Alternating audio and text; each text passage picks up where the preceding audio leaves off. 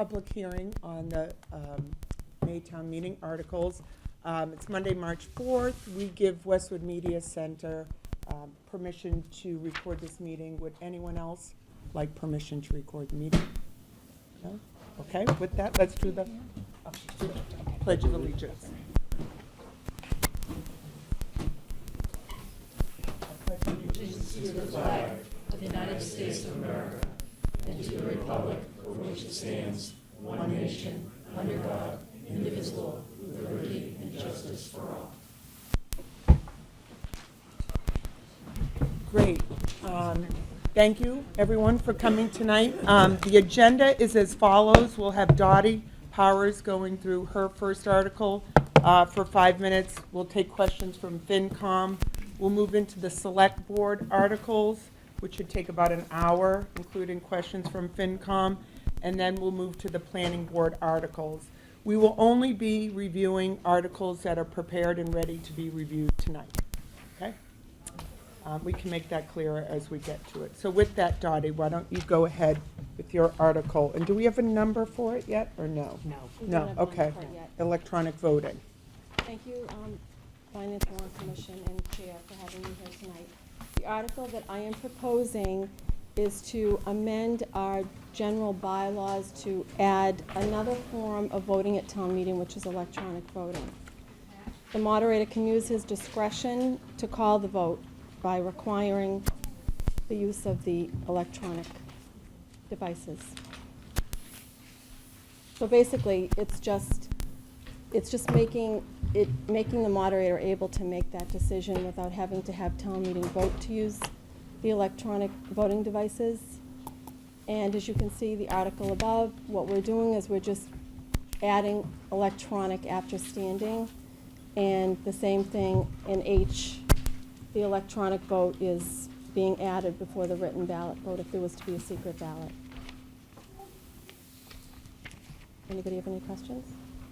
Currently, there's no line item in the budget for this amount, and do you anticipate in the future needing to do that? So we always have a very large budget for town meeting, and it's usually not used because we try to project in the event we have to have a town meeting in the gymnasium for extra chairs and equipment. So we always have a pretty big budget. And right now, we're not sure if we are going to rent or if it's going to be a purchase.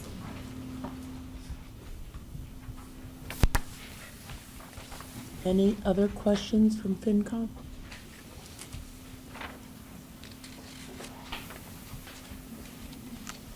Is that it? That's it. Thanks, Okay. Dottie.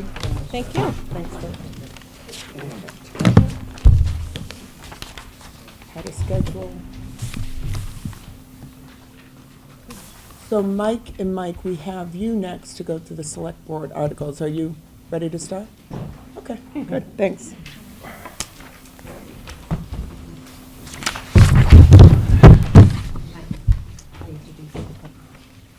Okay. Good evening, everyone.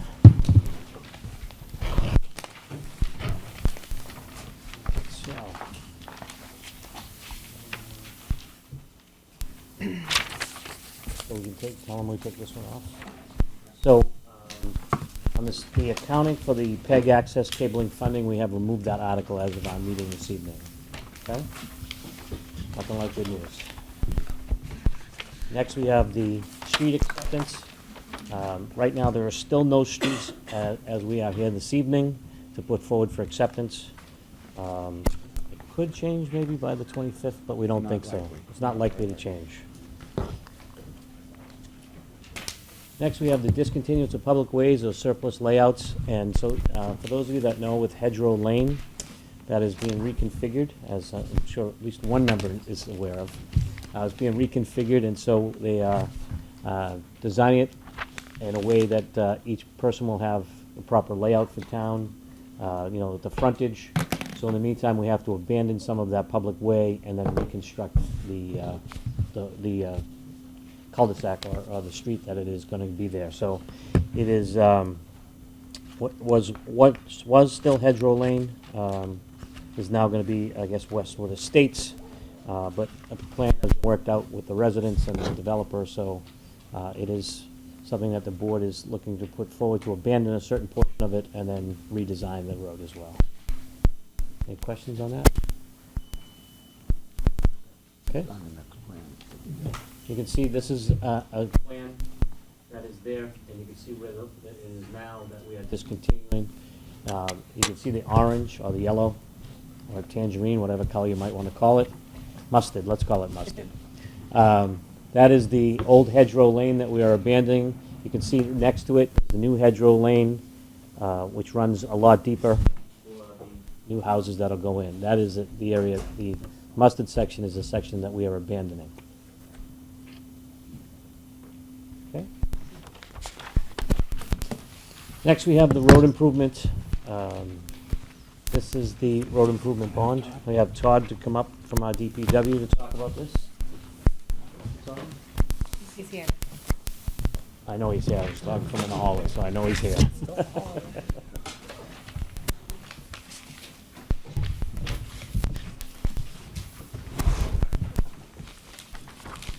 Hi, how are you, Ted? Moving right along quickly, Todd, so.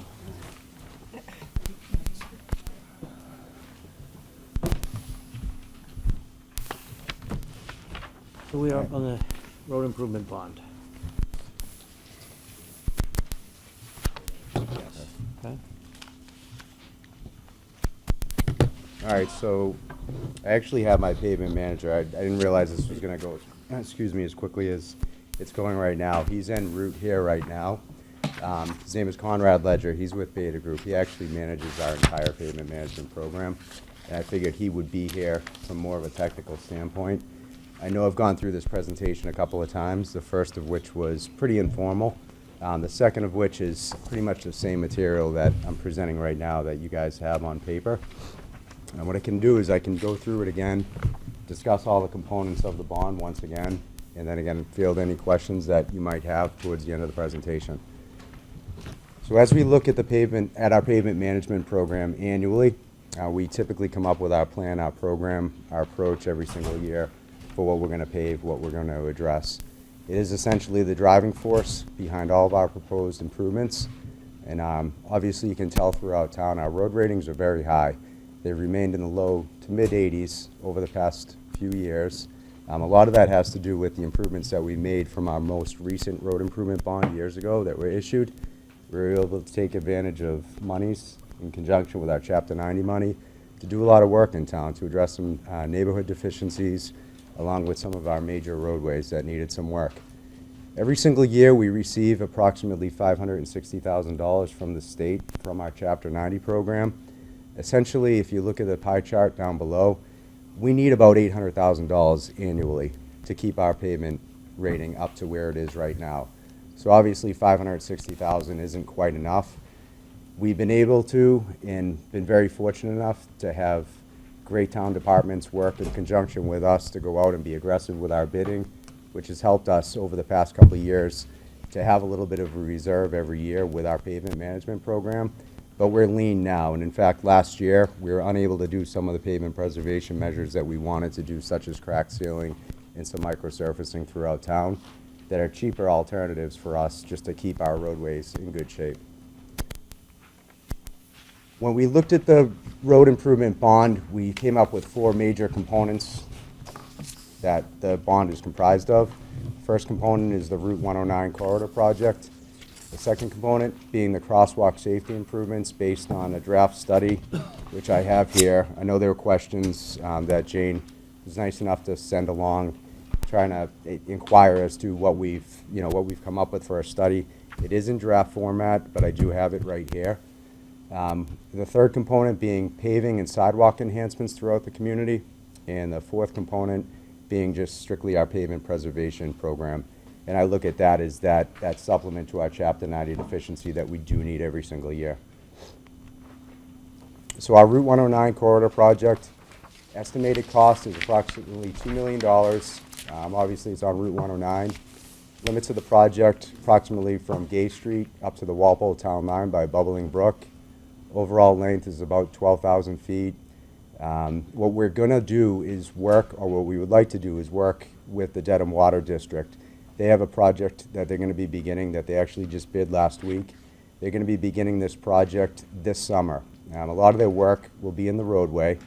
Limits of their work are going to be running from approximately Pond Street up to the Pheasant Hill neighborhood. And what we would like to do is address all of the improvements necessary along the corridor. So when they go in and they do their work, a lot of their work is going to be water main based. It's going to be within the lanes themselves. So there won't be any work that they're doing within the sidewalk layout. What we would like to do is do all of our sidewalk improvements to the 109 corridor and then allow for their trench work within the lanes themselves to settle, and then we come in and pave over the entire stretch of 109 next spring after the settlement has occurred. And in the meantime, this summer, improve all the sidewalk infrastructure. So it's less disruptive next year when we go in. We're not opening up sidewalks. We're not opening up all the milling and overlaying that needs to be done. So we're kind of doing it in a two-step phase. Some of the improvements would include ADA accessibility, restriping. Just from the naked eye, you can travel up and down 109 and see that we have some issues, especially when you go from Dunkin' Donuts westbound up to the Bubbling Brook Town Line. I always say substantial cost savings compared to waiting. This is true. If we wait on 109, if we give it another 2 years and say, let's just wait, we'll leg it out, we'll keep patching, we'll let the district go in, let them do their patchwork, we could lose that road and get into a situation where we're actually reclaiming all of 109, which could be very, very costly, could potentially cost us another 40 to 50% more, and then if we just went in and did it now. Second component of the bond itself, again, is the crosswalk safety improvements. So, through some of the questions, how did we come up with these improvements?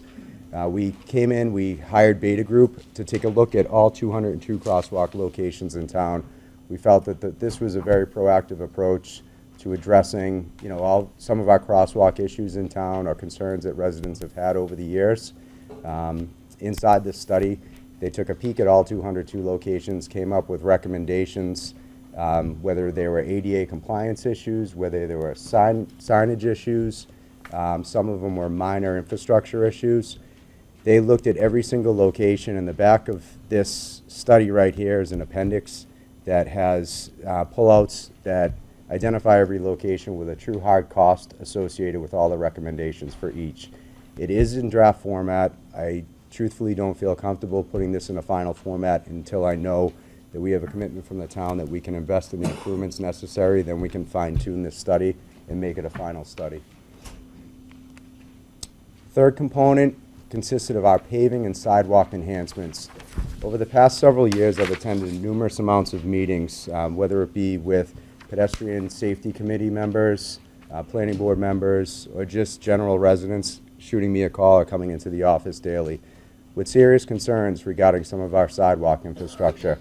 The past couple of years, we've taken a look at these concerns and identified some areas that could truly see some improvements and need some improvements. We looked at the High Rock Street, the sidewalks along High Rock Street running from Salisbury all the way up to Route 109.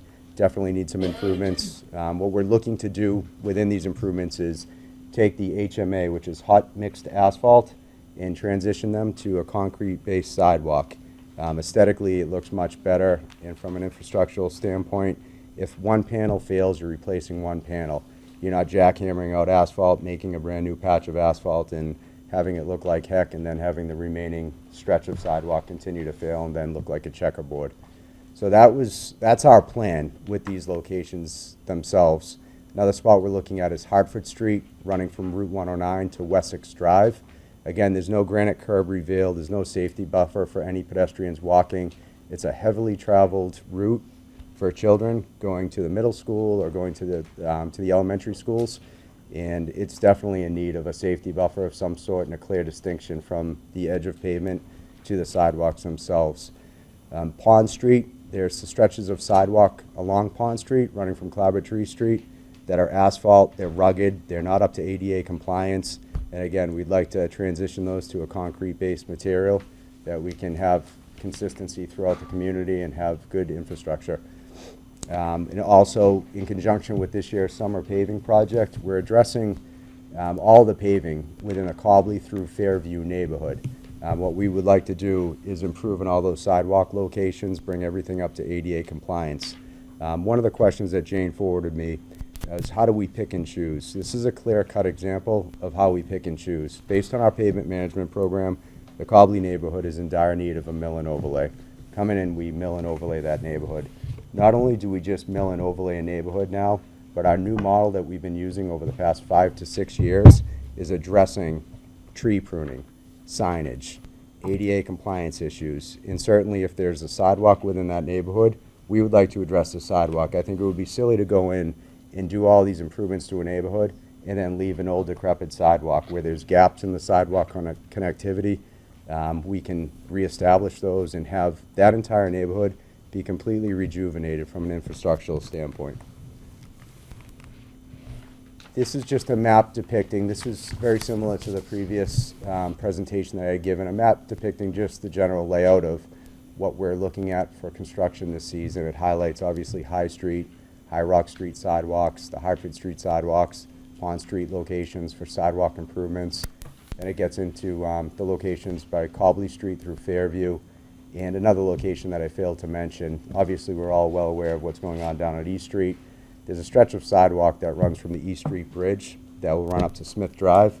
A few years back, we were fortunate enough to receive a grant from the state to do a Safe Routes to School project. In conjunction with that, we took some town proceeds and improved the sidewalk network from Smith Drive from the East Street end to the Downey Street end, but there's still that gap from Smith Drive going down to the East Street Bridge that I'd like to address as part of this program. And then we get into the fourth and final component, being the pavement preservation component. The estimated cost of this is about $900,000. We just looked at numbers-wise, what could we take over the course of the next 4 to 5 years and use and divvy up depending upon how aggressive the bids come in from our pavement management program and when we go out and pave our summer projects. We felt $900,000 was not a round number, but a good number to work off of, and then use that over the next 4 years, 5 years in conjunction with Chapter 90 to supplement that deficiency. Now, there are different techniques. This is the part of the presentation where Conrad, I'm not sure if he is here yet, and I'm to blame for this because I told him 7:30.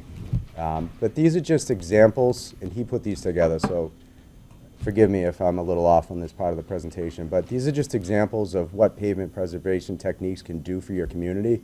If you look on the left-hand side, you really want to get into technical terms that, quite frankly, I didn't know 6 or 7 years ago, but you have a tremendous amount of oxidation, which means the pavement itself is drying out, it's cracking, it's unraveling, which means it's essentially falling apart. That's what you see when you look at the edge of the road and you see debris. It looks like little pebbles. That's your pavement failing. You have on the right-hand side, there was a treatment measure there. I'm not exactly sure what measure they used. It could have been a microsurface, which is similar to what we used on Pond Street. But it's a measure that community took. It was a microsurface. So the measure that community took years ago, that they applied this on top of that left side as a test pilot to say, you can use these techniques, you can use these measures to advance your pavement, to not put yourself in a bind where your pavement and your infrastructure is just falling apart at a much cheaper cost as well. And these are just costs that Conrad had put in here.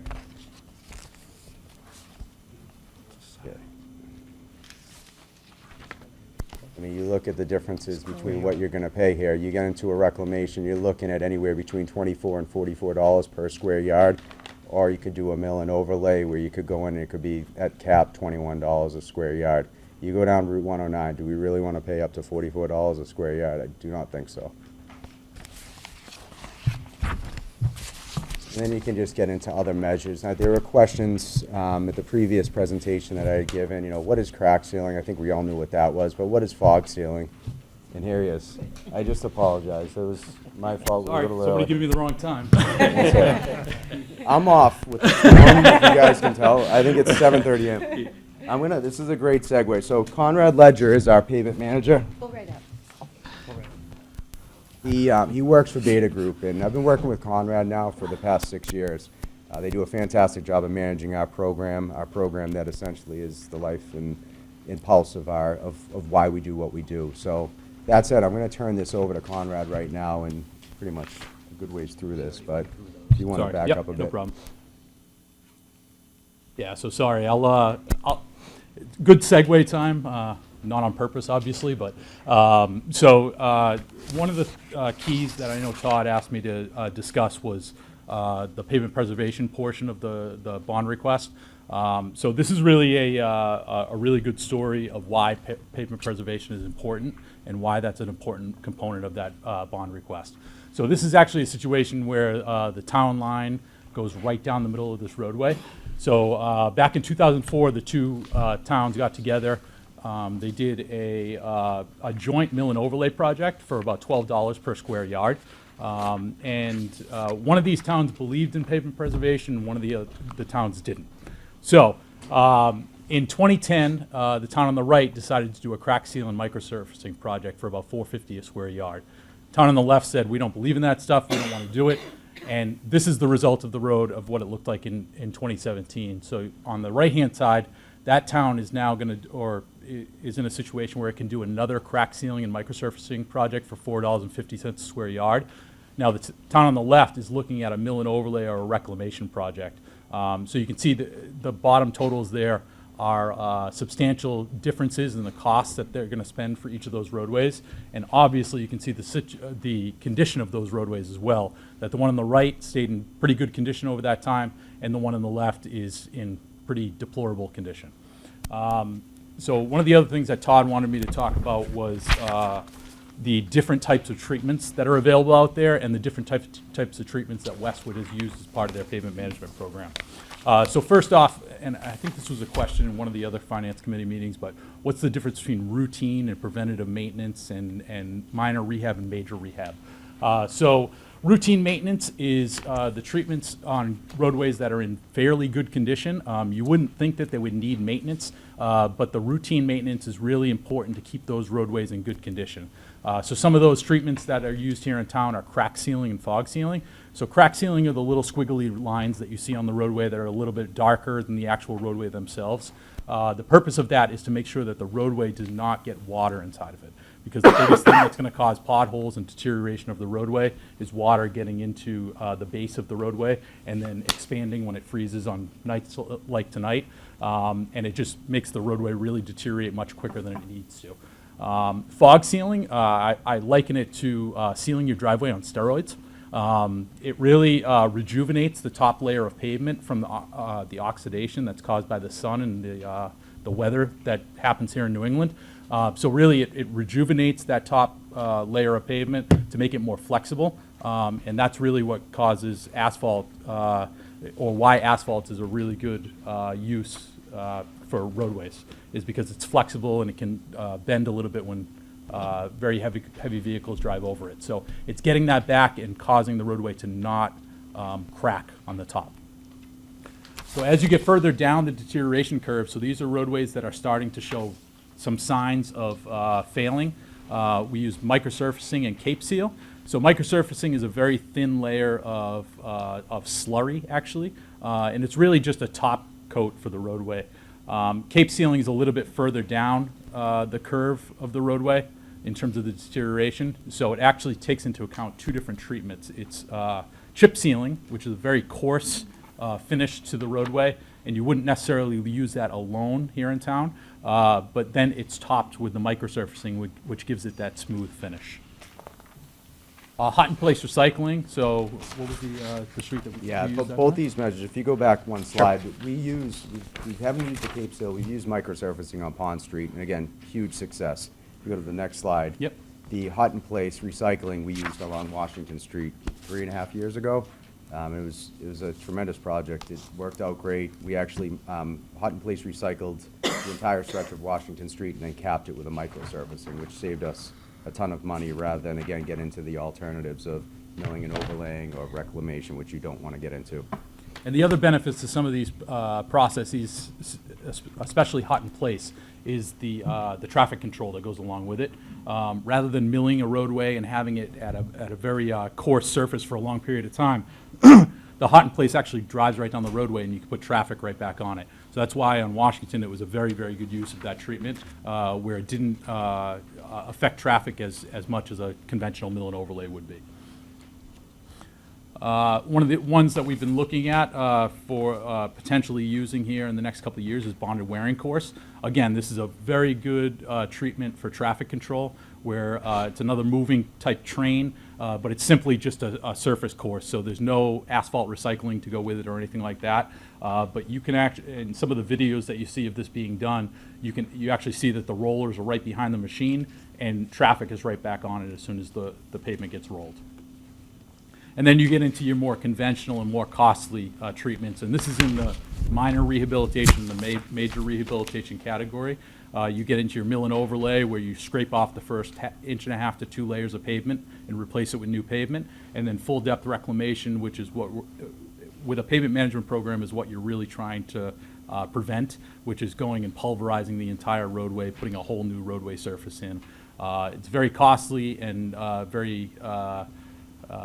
the residents don't really like it that much, because it's intrusive to the normal activities of that roadway. So, in closing, with the program summary, the components of the bond are up there with the costs associated with them. And obviously, I missed the beginning, so I'll be open to answer any questions that you might have. Sorry about that. I also want to clarify one thing too. There are absolutely no new networks of sidewalk being formed. All the sidewalk work being done is all existing infrastructure. It's just improvements to the existing infrastructure. No change in layout, nothing of that nature. It's more or less just taking a lot of our asphalt sidewalks and converting them to a concrete-based material. In some instances, changing hot mixed asphalt curbing to granite curbing, or actually adding curbing where there is no curbing reveal whatsoever. But there are no new sidewalks being installed anywhere in town. Any questions from FinCom for Todd? We'll leave the select board articles to the end on paving. Oh, go ahead, Howard. Just a small detail. Crosswalks. The crosswalks in town that don't have stop signs seem useless. Any chance of putting, at least during warm weather, a sign in the middle saying stop for pedestrians and crosswalk? Is there plans to do that? Because without that, I use one fairly regularly, nobody ever stops. Yeah, so that's some of the improvements, and again, I apologize for not being here during this portion, but that's actually some of the things that we looked at, and actually mostly what we looked at as part of the crosswalk safety improvement evaluation. We tried to look at the low-hanging fruit to cause the most impact without doing a a full study of each crossing location.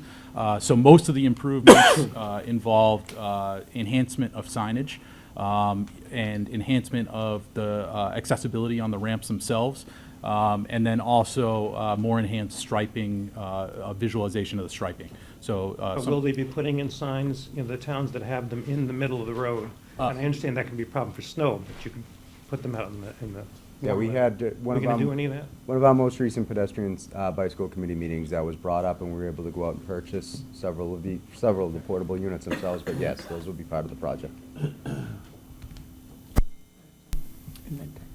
Oh, sorry.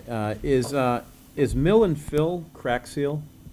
no, mill and fill is the towards the bottom of the curve, that more intrusive, where you take off the top 1.5 inches, You and want to go back and yeah, I can.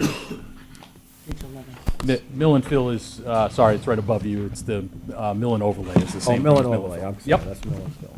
Okay, thank you. the mill and overlay is it's the more popular of the choices. What you see typically during the summer, where you have the raised castings, you have that ground out roadway for a 2-week stretch or no longer than that. It's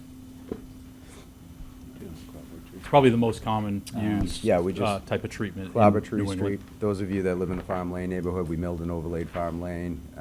Clabber Tree Street again last year. Summer Street was milled and overlaid. That's our more common practice, is to mill and overlay. So the side of the street that looks good, so that was a mill and fill, so that was mill and overlay in '04, and then 2010, I'm sorry, the 2017, that was microsurfacing, right? Yep. Yeah, so let me just go back to that slide here. So actually, in 2004, the entire roadway from curb to curb was mill and overlaid. Yep. And then in 2010, they did the microsurfacing with the crack sealing. And now in 2017, again, it would be eligible for the microsurfacing and crack sealing again. So they're hitting that roadway twice in the time period that the one on the left is hitting it once, but you can see the condition of the roadway, and it's actually spending more money to do so on the left rather than the right. Thank you. Yep. Go ahead, Diane. So I do recall at the last meeting you were asked if, as it relates to the sidewalks, if you had thought about any new sidewalks in town rather than or before improving the existing sidewalks. And your response was that you weren't aware of any neighborhoods that was interested in sidewalks. So I found that unusual because I happen to live on Dover Road, and I know there's been a lot of conversation among the neighborhood about sidewalks, safety, speeding, safe access for pedestrians, for bicycles, and that there's been a lot of conversations from the neighbors to various aspects and committees of the town. Dover Road's probably not the only one. I just happen to know of Dover Road, and I went back and asked my neighbors. So I'm wondering if you had thought about neighborhoods like Dover Road and others probably in town that I don't know about that have the same serious concerns about safety and speeding that would benefit from more work as opposed to improving sidewalks that already exist. Yeah, and I apologize if I misstated or misanswered. We had conversations with the Dover Road residents years ago. One of the, I believe, again, it was probably one of the pedestrian bicycle committee meetings.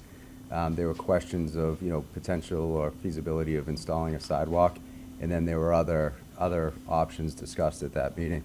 When we look at sidewalk infrastructure, we look at, a lot of times we look at gaps of connectivity. Obviously, pedestrian safety is number one, but gaps of connectivity, such as Gay Street. So we have been very proactive with looking at various sidewalk or potential various sidewalk projects in town. We're looking at a potential of exploring a sidewalk along Canton Street right now. We are obviously in the works with designing a sidewalk for Gay Street. It's very involved. It's not something that you just put together. When you start discussing sidewalk infrastructure, the first thing you have to look at is survey and design.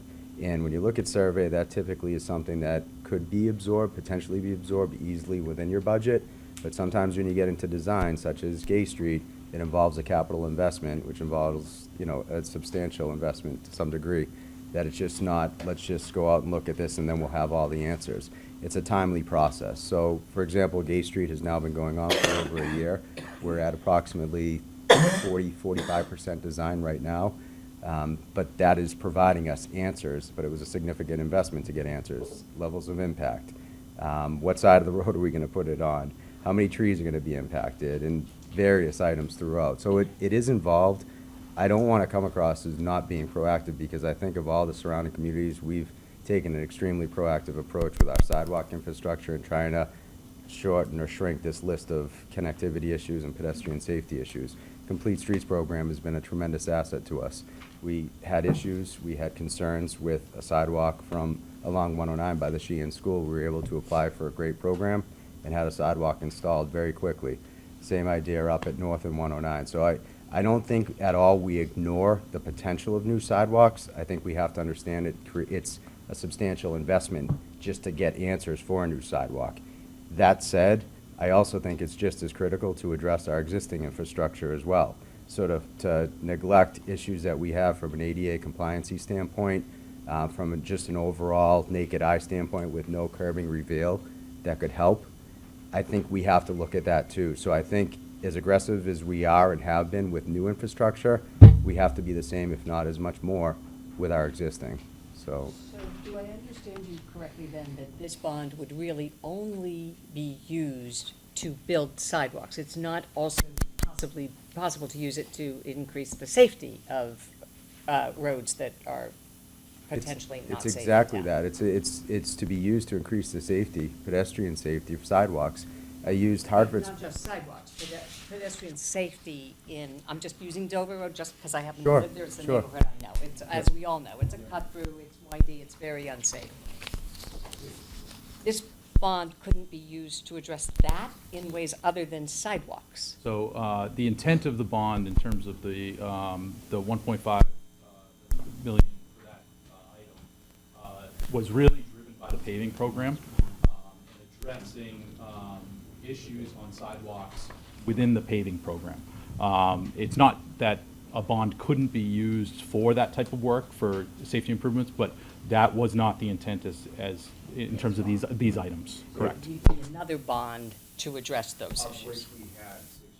So that road improvement bond for $2.4 million took on pavement preservation, it took on drainage improvements throughout the community, and it also took on a massive traffic calming project from High Rock all the way through the Conan Road neighborhood, which happened to fall. The Dover Road was within the scope of that work with a series of speed humps in some locations.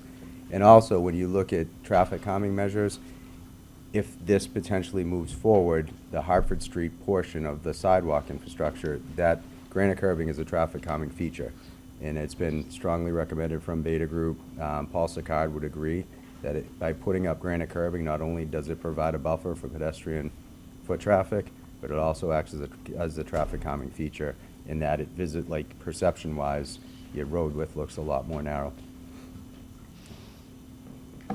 Are there other questions? I just have one question. Todd, you mentioned that the study had identified 202 crosswalks in town. Are all of those crosswalks being addressed? All of the crosswalks are identified in the appendix. Okay. With a cost estimate associated with each crossing location with a recommendation of each location. Some have a $0 value, some Okay. are up to speed. There's a majority of them, obviously, that account for the $500,000 investment. Okay, great. Thanks so much. You're welcome.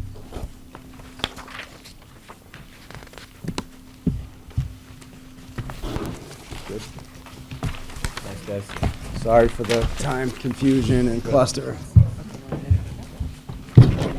Thank you. Okay. Thanks so much. And we're back. Okay, Commercial break. moving Where along, we leave off. our next article. Select- The charter amendment to change Okay. the Board of Selectmen for the Select Board. I think it's pretty self-explanatory. It's, personally, I think it's Kind of unfortunate every town has to do it individually. I just wish the state would just step up and say, gender neutral and be done, but for right now, it's still being done at the local level, so we're putting it to the town to make it official. That's good. Mike, that information is available on the town website too, the charter and the, yes, and the town clerk's office, just in case people are interested in seeing that. So now, next is the authorization for the University of New Cap Increment Financing, known as TIFs, or Special Tax Assessments, SBA. So this, the town has granted the Board of Selectmen on two separate occasions the right to negotiate TIFs down at University Station. And as they go forward, the law changed. So rather than try to go back and piecemeal it, this is an effort to put it back that the town reaffirms what they've done on two separate occasions. I think the only thing that's different is this the expansion? It's all of University Avenue. No. We're just gonna stay, okay. Just for where we had it before. We're not looking to expand it at this point in time, just the area that we have it now. So there is no real expansion, it is just what we already had before. We're asking, based on the law changes, to just reaffirm the prior vote. Dan Bailey has a presentation. Dan, yep, and Dan has a presentation on it as well. So, Mr. Bailey? Attorney you. Bailey? Just for the record, Dan Bailey, Special Town Council with respect to the University Station project. Actually very happy to be here again. It's been a while since I've been in front of this board on a University Station matter. Let's see, what's that one? Yeah, I was gonna say, that looks a little big. Oh, you just shut us off. There we go. Here we go. Just back up a little bit. The state provides a mechanism called tax increment financing, by which municipalities can offer tax breaks to businesses that want to relocate there. Commonly used for office buildings, and as a practical matter, it can be difficult to attract office tenants unless you can offer them a tax increment financing deal. What I've got up here is a little bit of history. University's Westwood Station, the original project down on University Avenue, was proposed in 2006, and in 2007, town meeting authorized the Board of Selectmen to enter into a TIF agreement for the Westwood Station development. That was approved by the town meeting, approved by the Selectmen, and approved by the state in 2007. It authorized an up to $1.95 million tax discount over up to 20 years. Unfortunately, that ran into 2008 and 2009, and the project went broke. In 2013, when it came back as University Station, and is what we have down at University Avenue now, town meeting again authorizes the Board of Selectmen to enter into a TIF agreement, this time for University Station. In 2013, 14, and maybe even a little bit into 15, there were numerous discussions held with several potential office users, including Dunkin' Donuts, Haemonetics, and Clark Shoes. Dunkin' and Haemonetics ended up staying where they were, one in Canton, one in Braintree, and Clark's ended up going into the old Polaroid facility up in Waltham. Since that time, we haven't had any real meaningful discussions with any office users till recently. We'll get to that in a minute. So just real quickly, this is authorization for University Avenue tax increment financing and/or special tax assessment. Special tax assessment is a new thing. I'll speak to it a little bit, but that was adopted in 2016. What's happened over time with TIFs and special tax assessments is that the state has loosened up the rules. It's much more flexible today than it was originally back when we did it in 2007. They're available for 5 to 20-year terms, as it says here. TIFs were traditionally limited to economic target areas or opportunity zones. So what you'd have to do is you'd have to go to the state, the Economic Assistance Advisory Council, and you would have to get the state to acknowledge that you had either an economic target area or an economic opportunity zone in town. University Station, University Avenue has been so designated. That was done back in 2007. Was it 7? Okay. It also traditionally required a showing of new jobs. That's not as required now. You've got to make some showing, but it's not a hard and fast requirement. The tax exemption can range from 5% to 100%. The beauty of TIFs is they're very flexible. 100% for 3 years, 50% for 3 years, or a range in between, all the way up to 20 years. The exemption applies only to the increase in property value. So the property owner, if they're paying $10,000 a year now for the existing improvements, they would still pay that, and then anything above that is subject to the exemption. Town meeting authorization is required, as is State Economic Assistance Coordinating Council. And the EACC, their standard is it would further the public purpose of encouraging increased industrial and commercial activities. So this is just a little chart that I stole from the Mass Office of Business Development that shows how a TIF works. Number one are your taxes on the original property valuation. As you see, that's steady. Actually, then number two is the expected growth in tax with no investment.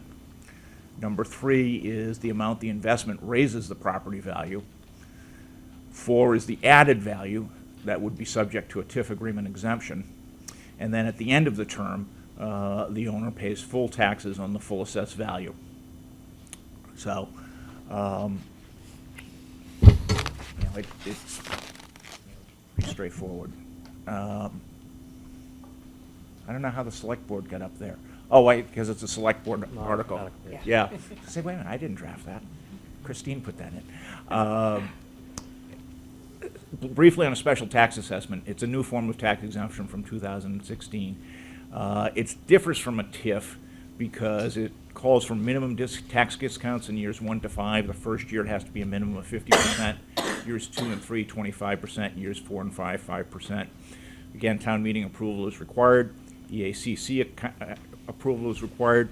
You've got 3 findings that EACC has to make, that the property owner is making an investment that will contribute to economic revitalization, preserve jobs, reasonably necessary to enable the owner's investment, and the tax foregone is proportional to the public benefit. So at the state level, the STA is a little higher bar, and it's new. I mean, we went out looking for STA agreements, and I think I found one.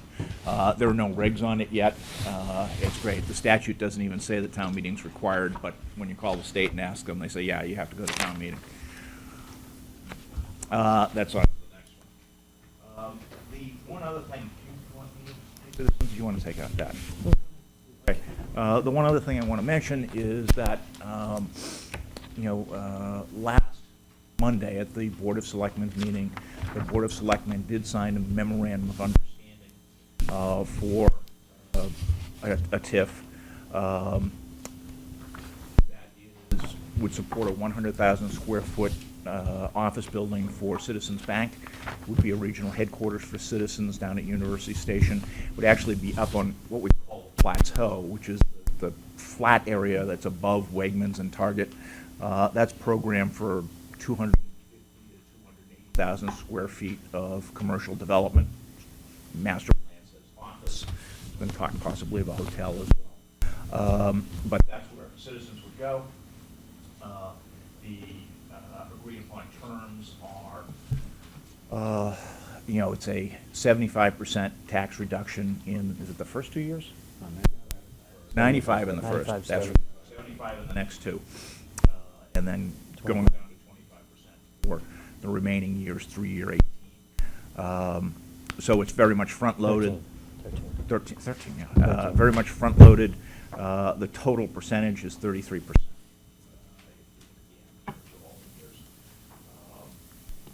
We will continue to work on an agreement, a formal tax increment financing agreement, and the way that it's set up is that agreement would be put in escrow prior to town meeting, so that it would be available, so that if this article passed at town meeting, then the agreement would automatically be in place.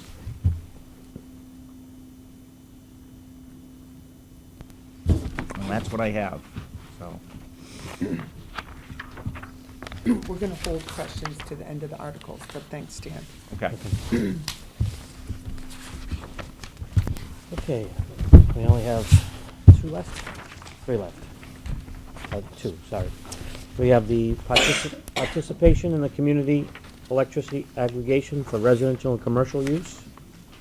I understand we have a presentation on that, too. Get out of the way. Come back down. I think I'll do that.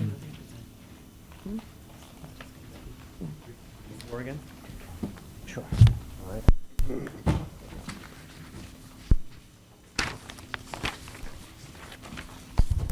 Welcome. Hello, Stephen Hart, Vice Chair of the Environmental Action Committee.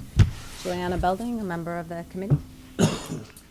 We've been studying community electricity aggregation for quite some time, so we have a lot of details. However, we're not going to share every detail with you because we have eyes to glaze over tonight. But we want to share a few details such that you might be able to ask some informed questions. I think you may have a copy of some slides, which it sounds like it wouldn't Yes, work we out do. to have them here, but we'll give a paper copy of some slides. It's in your packet. So we'll be asking, in May, we'll be asking to vote whether or not to allow the town to enter into a community electricity aggregation contract with a broker. I'm going to break down what that means for you. At its core, community electricity aggregation allows a town to pool together the electricity use of all the residents and businesses. And really, we think it comes up with 4 main benefits. First one, and the biggest one that's probably most appealing to people, is savings. The goal of the program is to try to beat the average price of Eversource's electricity over the course of the contract. But another big one is stability. Eversource changes their rates every 6 months. So right now we're in their January through June offering. It's 13.588 cents per kilowatt hour right now. That'll change in July. They have their July through December offering. That July to December one tends to be a little bit lower, so probably be a little lower than 13.588. Their average over the last year or so, I think, is about 12.5 cents per kilowatt hour. But with a electricity aggregation program, The stability comes in getting into a contract that lasts typically for 24 months, sometimes up to 36 months, and you know you're locked in at a certain rate, and you're protected from the Eversource's fluctuations, which their prices change every 6 months. There also are greener choices involved. So CEA typically does 5% above the state minimum requirement for renewable energy. So anyone who offers electricity in Massachusetts is required to source 14% of that from what they call Massachusetts Class 1 renewable energy sources, primarily wind and solar. But typically, with a town that goes with CEA, their default offering is 5% over that. Some towns go a little higher. Brookline went with 25% as their default offering.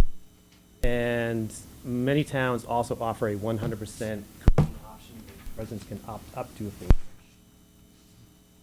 That also supports the local economy. You have more people who are using renewable energy. It drives the demand, and it means these sources are built out.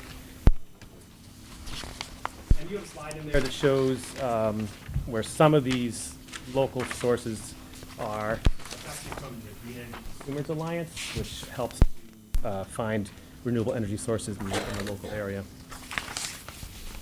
And then how does it work? State law actually mandates that CEA programs need to be opt-out programs. And what that means is anybody who's getting their energy supplied by Eversource would automatically be enrolled in the program.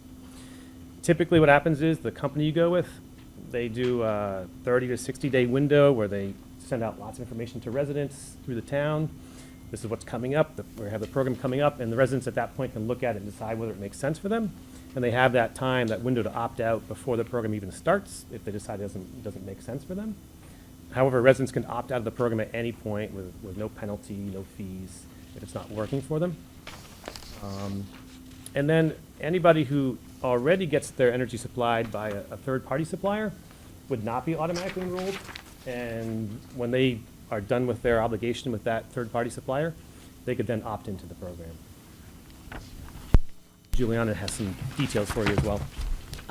Yeah, just to follow up on what Steve said, we wouldn't be trailblazing in doing this. There's a lot of other communities around here who have started to do this over the past, well, more than 10 years, but there's been a relatively recent crop of towns that have joined in. So we have Dedham and Sudbury here, information on this slide here. And you can see, for example, Sudbury is probably a good comparator in terms of size and energy usage. And you can see that they started, I believe it was in 2018, with a contract. And you see the 12.5 cents per kilowatt hour rate, which is the Eversource average over this past year. And you see that they locked in with their 5%, sort of the basic green plan, at a rate which is, you know, about 1.5 cents lower than that. So this is just an example of a way that we can do two things at one time, which is to improve our commitment to green local energy and also to provide stability and savings for our community in a pretty, let's say, in a really pretty straightforward way. So one important thing that you might think about a resident asking is, okay, so does my bill look different? No, it comes from Eversource. Who do you call when the power goes out? You call Eversource. You know, it doesn't really change sort of the day-to-day of it. But it still can have a good impact. We did a sort of a back-of-the-envelope calculation about Westwood's energy usage in 2018 and what it would look like if 5% of that were to be replaced with renewable resources. And converting the carbon impact of that translates to about 2,600 less barrels of oil or 200 less passenger cars driven for a year. So, you know, we can have an impact, even being a relatively small community. Anything else? I think just one thing is there's no cost to the townspeople. There's no cost to enroll, no fees. As I said, no penalties if you decide to opt out. And we'll be having a couple of information sessions for townspeople to learn more. We have one on March 12th at the senior center, and we have one on March 19th here at the library. Are you able to stay for a few minutes till our question and answer? That would be great. Absolutely. Because it was helpful to get this ahead of time. Thank you very much for sending that to FinCom today. But just if we have questions while we finish up select board, Yep. we'll go back to it. Thank you. Thank you. Thanks so Thank you much. for the tip. Thank you.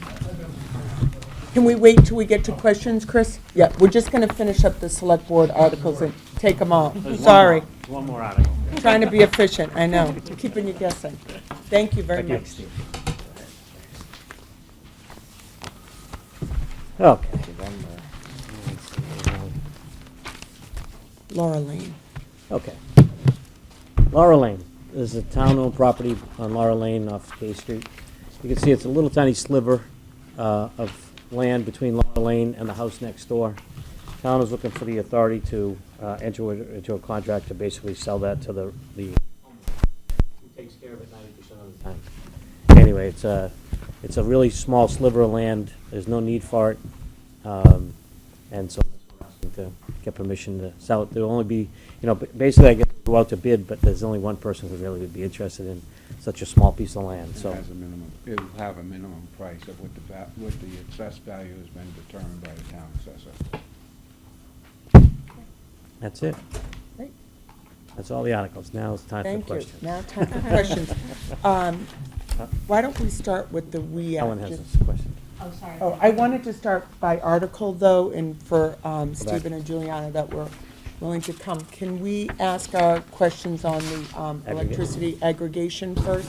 Just you're welcome to stay all night, but we don't want to keep you here. Sure. Yeah, come sure. on up. Thank you. That would be great. So, Chris, go ahead. Have you guys contacted any other towns that have aggregated to see what their experience? I mean, Are they happy with it? Or do they regret doing it? We've had, and probably some of our other members who are here tonight probably could know better, but we have been in contact with some.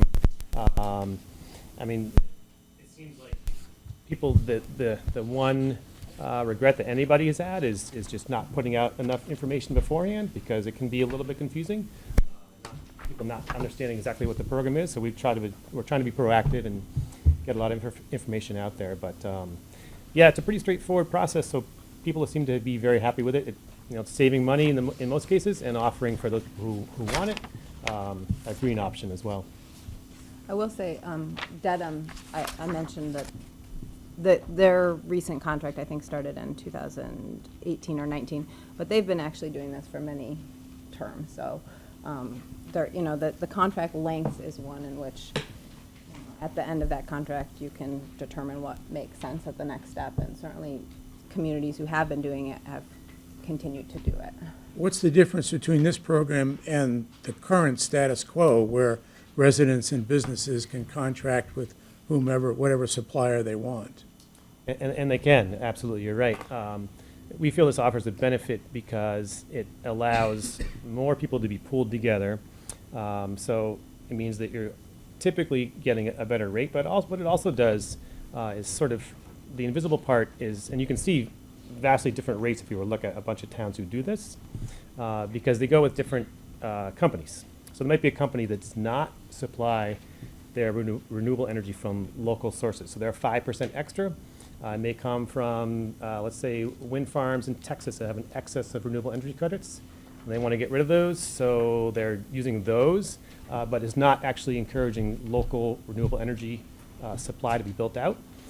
And we're proposing we would go with a company that would offer local options like Sudbury and Dedham did, where both their 5% and their 100% plans are offering local renewable energy options. So it's building out the infrastructure here in our local area.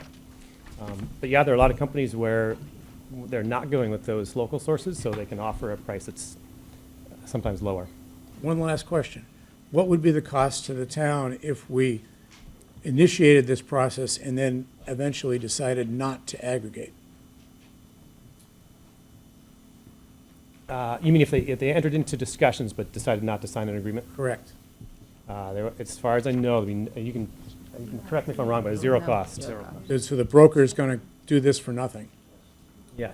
they're getting paid by, the broker's getting paid by the supplier. So if there's no agreement signed, they're not getting money. They don't get money from the town.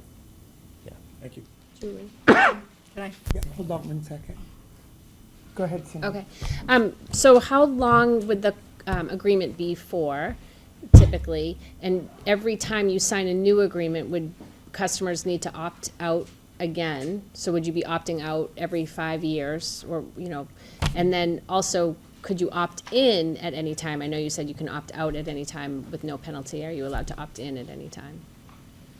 Let's see, as far as the length, many are 24 months. There's some that are 30 months, 36 months. And then, do you have to opt out in the future? That I don't know for sure. We can find that out. I would imagine, but I don't know that for sure. You just said a resident that has a signed agreement with somebody else can opt in until they get rid of the. Yes. So Well, that's that's the true. same. So as far as opting in, yes, I would believe that should be any time, because you're right. Somebody who has a third-party supplier now, once they're done with their agreement, can opt in. So opting in, it should be any time. Yeah, I don't and your think last we. question was, I'm sorry. Those were it. I just, well, and I did have one more. Can you stay with your third-party supplier? When your agreement with your third-party supplier runs out, you can stay with your third-party supplier. You don't have to join the aggregate, Right. right? No, you do not have to join it, no. Okay. So then I guess just, I would like to know if we're going to be asked to opt out every 24 months. Yep. Let's find that out. We can follow up offline through Jane. Sure, yeah, Just send that right to me. yeah. That's great. Go ahead, Bob. So Sorry. this is just for the delivery, or for the supplier. The delivery Supplier. is still, Ever. so what percentage of our energy bill is usually the delivery, what's the supplier? So we're not gonna see the huge bang, but it should be somewhat. Yeah.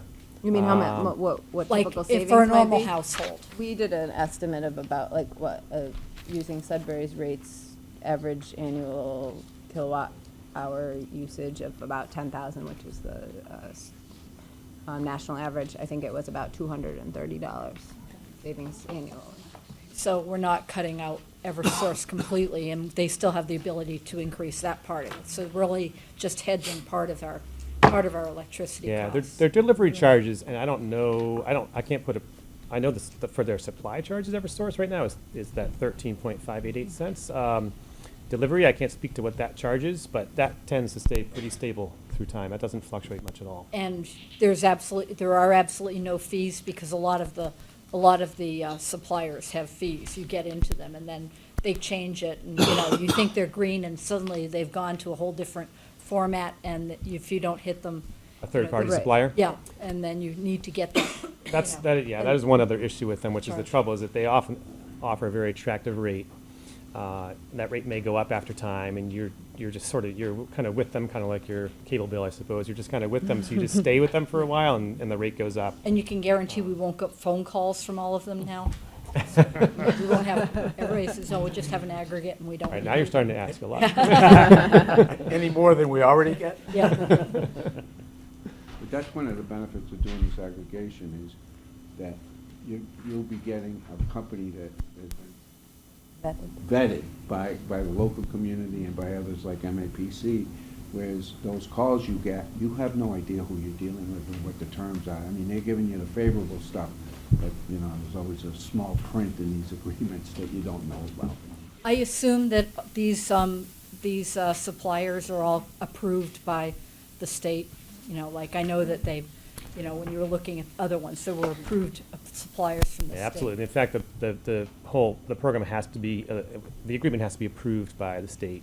But the MAPC, like mentioned, Metropolitan Area Planning Council, I think it's about 150 towns or so in this area, but they've already gone through a vetting process and a bidding process, and they already selected a broker, which we're not required to go with, but they've said any MAPC towns can go with that broker. They've already done that vetting and bidding process, so we would not need to enter into a bidding process. We could, but we have that broker that's already been approved by them. Yeah, quick question. I don't know if you already mentioned it, but is there any opt-out data from the other towns in Mass? That's a good question. You mean like what percentage of People opt out. residents? We can look into that. we can get that. I'm sure we can get that. Yeah. Go ahead, Howard. A quick question. You make it sound like the only financial downside risk is if Eversource somehow drops their rates dramatically during the period of the contract. Is that true? Right, so the Department of Public Utilities wants to make it clear that they can't guarantee savings, because yes, you're right, Eversource could change their rates. I mean, typically, rates are gonna go up through time, but that would be the only risk. Which we don't really think is Yeah. very likely. Yeah. And historically, I mean, with these other communities, that hasn't So happened. it sounds like mostly a no-brainer to let the town do this and allow people to opt in or opt out if they don't want We to. quote you? It sounds like, I didn't say you did, you have to think about it. I've got two follow-up questions, and they're directed toward the town manager and the chairman of the select board. Have any businesses indicated that they prefer or not prefer to come into a town that has aggregation? Is this a selling point for a business, or are businesses repulsed by towns who have aggregated? We haven't had a conversation with that. I think Tom Philbin's in the room. Can you answer that question, Tom? I can't conceive of any reason. I mean, if they have a cheaper supply, they stay with the cheaper supply. If the aggregation price is cheaper, they stay with the aggregation price. I don't see how it would possibly influence them. They have the option to go either way. Okay, all right. And will town meeting be asked to approve the ultimate contract before it's signed?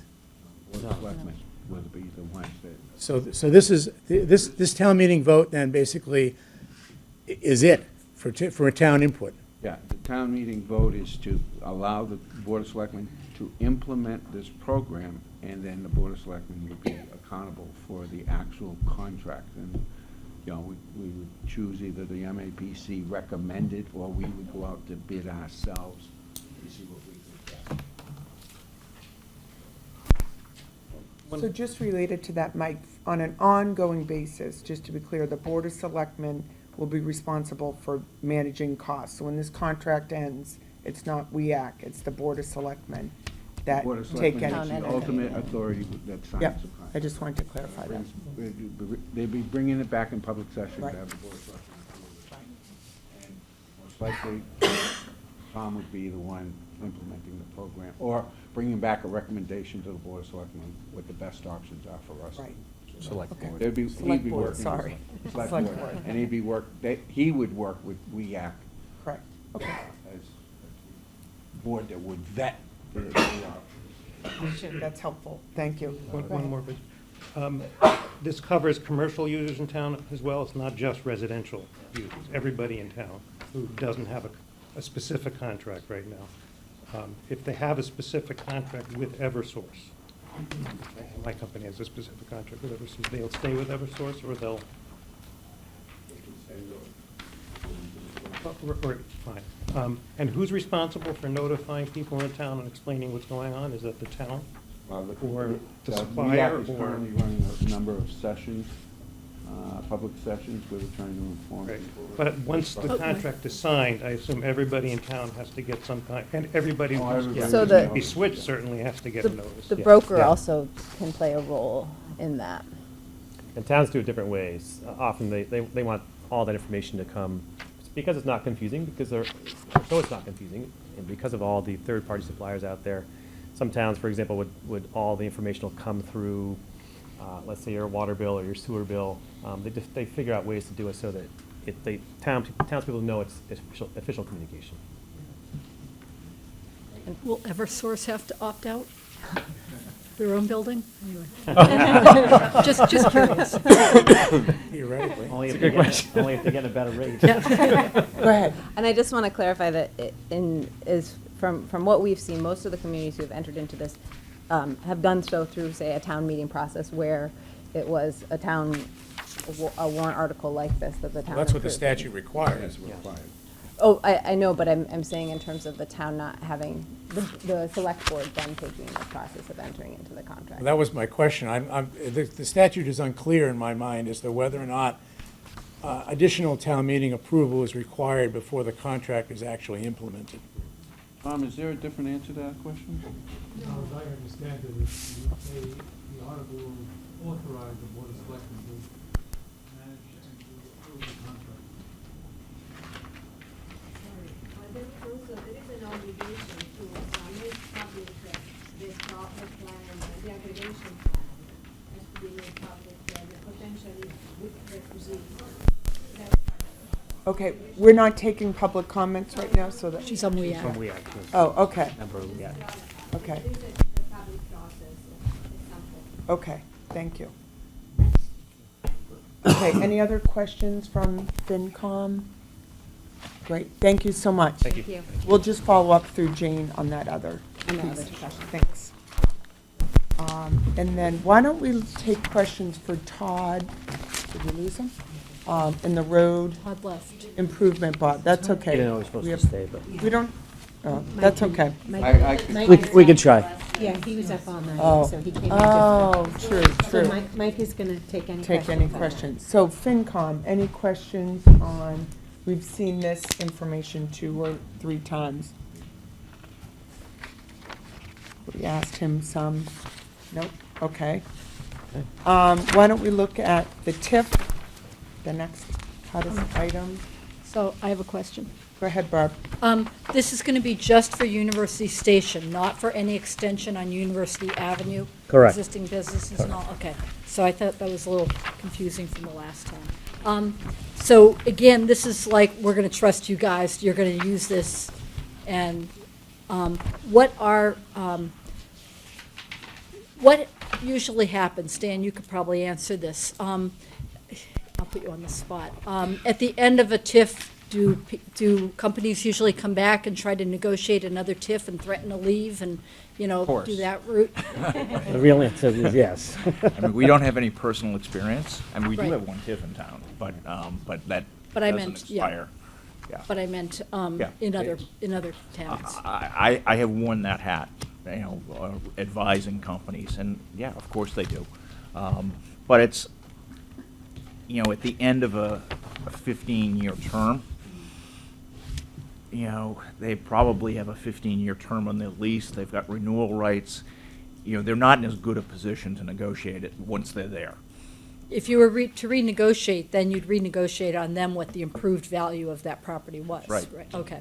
We've also set this up, at least the one we have in place, with the last 2 years at full price. So the idea being, you get them at that There. price, so they're not looking, what they would extend is what they, was no tip, no So, percent. yeah. So I assume you've done the, looking at the figures going out and what any of our costs would be, and it would cover our costs, but we wouldn't be looking at, like, extra money. from it. So, and are you limited, is this gonna be just one? Because there's other land that's available. Is this available for just one, or are you gonna be able to do Available for the this? entire area. Okay. And do you have an overall cap of how much you would do? I suppose if businesses keep coming, then, and they have room for them down there, we would like to have the tax dollars come in. And, you know, I realize this is a tough discussion, but as my grandfather once told me, sometimes it's better to make a fast nickel than a slow dime. So. Well, it does help all the other businesses in the area, I think. It does, but probably the most important thing is, and why it's such an important thing, is because of our split tax rate. You know, this building, 100,000 square foot now in commercial is gonna keep our balance, and, which affects every single homeowner in this town, because we have the split tax rate. You know, it's another $1,300 without the split tax rate for every single homeowner in this town, at least $1,300. So this at least helps us to keep the commercial base and keep our split tax rate. And so, you know, this has been going on down there for, as Dan said, since he was on the Economic Development Committee 15 years ago. We've tried a couple times, 3 times, and failed. So it's an important tool, and every town is using it. You know, go up and down 93, you can see all the places that are still empty. The fact that, you know, in this case, Citizens wants to come here, they've already told us this is not, they're not using us as a negotiating tool. They really want to come here. And part of it is because, you know, they're in Providence and Rhode Island, half of their people can take the train and get off at University Station. They've looked at other places. If you just look around, they're leaving other places to come here in our surrounding towns. So it's an opportunity that we might never get, and if the economy tanks, it might be a long time before we get any other business to look at this area. Mike, did you have a question? Yeah, when we had this original discussion, the only concern that I had is, are we competing against ourselves? And I know you explore that, you vet that out, and there's other communities involved, and I hope that, I guess, it's gonna be on the scale of the select board to see through that. So, But do you see negotiations being anything other than a reduction in the tax percentage?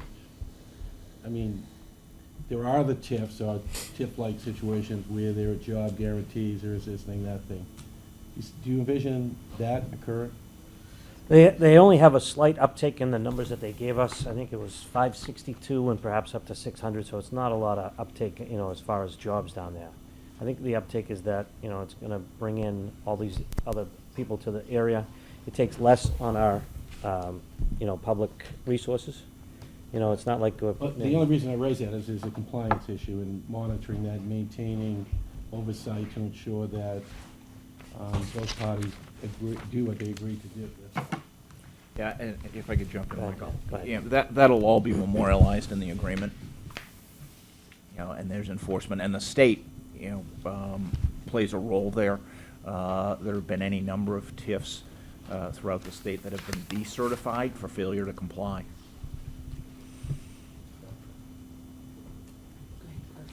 Follow up on Barbara's question, just to make sure we're clear on the scope of this article. It says the University Station project area, and from what you described, that's where Citizens is going to go, within that project area. Correct. My grandfather also had an expression, strike while the iron's hot. Correct. You've got direct evidence that it's going to help get Citizens here. Why not expand your authority to all of University Avenue? Well, we've thought about it. The problem is that some might see it as overreaching at this point in time. I suppose the proof is in what we get done to be able to expand it at some point down the road. In other words, give us the opportunity now. We'll show you how it worked out, and then if we need to expand it, then we can always come back. Can you explain the memo of understanding and what happens if this doesn't get passed at town meeting? Well, I suppose they're not coming if it doesn't get passed. That it is that? Yes, it pretty much gets down to that. They've made it pretty clear that, they did come in front of us at the last board meeting, made it pretty clear that they're not using this as a bargaining chip. In fact, they have lower deals from 2 towns around us, but they want to come to University Station. Why not? We'd be up on that hill with your logo, have the access for the T, great area to be in, say that you're from Westwood. I think all of those factors have weighed very heavily with the citizens. They are a public corporation. They have to go in and ask. It's their obligation and it's their duty. Yeah, there was a piece that came out the last time we spoke about this, and I got a better understanding of the whole process. And the foundation of which is the current tax bill doesn't Correct. impact. That doesn't change. It's the improvements to the property, and I think that's the critical point to make sure that people understand. I think that Yep. puts it in a different place. It does. I was actually going to ask that question, and is it possible is there any merit or possibility of quantifying what the actual impact is? It's only on the added value, so is it possible to quantify that? So the short answer is they've given us some numbers, and we think their numbers could be low, right? Because until the building's actually built and it gets assessed, it's tough to say, what that number is. So it's kind of a moving target, and you won't really know until the building is built and then it gets assessed and see what that assessment value is. And then the TIF kicks in as to how much they get off the first year, the second year. But we've also given it some thought too, because based on the numbers that we have, and you heard Dan say them earlier, 95, 75, 75, 25, right? And as you all know, we're all thinking about a new elementary school. Kind of put that in the time frame as to when we'll probably try to get more tax dollars, to be quite honest with you. That we gave that some serious thought. I have done an assessment as to what it would do to our tax, commercial tax rate compared to, on a total basis. It goes from just under 16% to just over 60%. 0.3%. I mean, for one building, so the whole point, I mean, the development in Islington's gonna add to that a little bit, so it's just these incremental changes to bring the commercial value up. Remember, the target is to get to 20 if we get there. And today's tax revenue on the assessment is 0? No, there's some on the land. Yeah, We it's- s- yeah, obviously it's a just on the vacant land. lot. It's a Yeah, vacant but lot. But we so- can get that. Yeah, the extra tax revenue is somewhere between $500,000 and $700,000. 5 and 700,000. Depending on what the The value is. assessment. We use their value, it's lower if we use our value. We use an estimate of what we think it might be, so I'm just giving you a range. Go ahead, Ellen. You touched briefly on services. I'm just curious, because as we've seen, with development comes increased need for public service. Do we have any kind of data that would help us determine whether or not the increased need for service will be covered by, let's say, 5% of what we should be getting for taxes for those first 2 years? So I'm not an expert, but I'm sure I could let Dan speak, but just based on the type of buildings that, you know, and the uses, determine really what kind of overall burden they become on the town. Commercial is one of the lowest, if not the lowest. You know, obviously, senior housing, hospitals, those types of things require more resources than, say, you know, just this typical commercial building. And just to jump in a little more on that, I mean, the answer is, I don't think, I mean, this deal really just came together a week ago.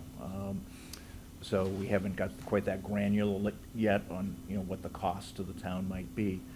But when we were permitting University Station as a whole at the beginning, there was a tremendous amount of work done regarding what level of services would be required.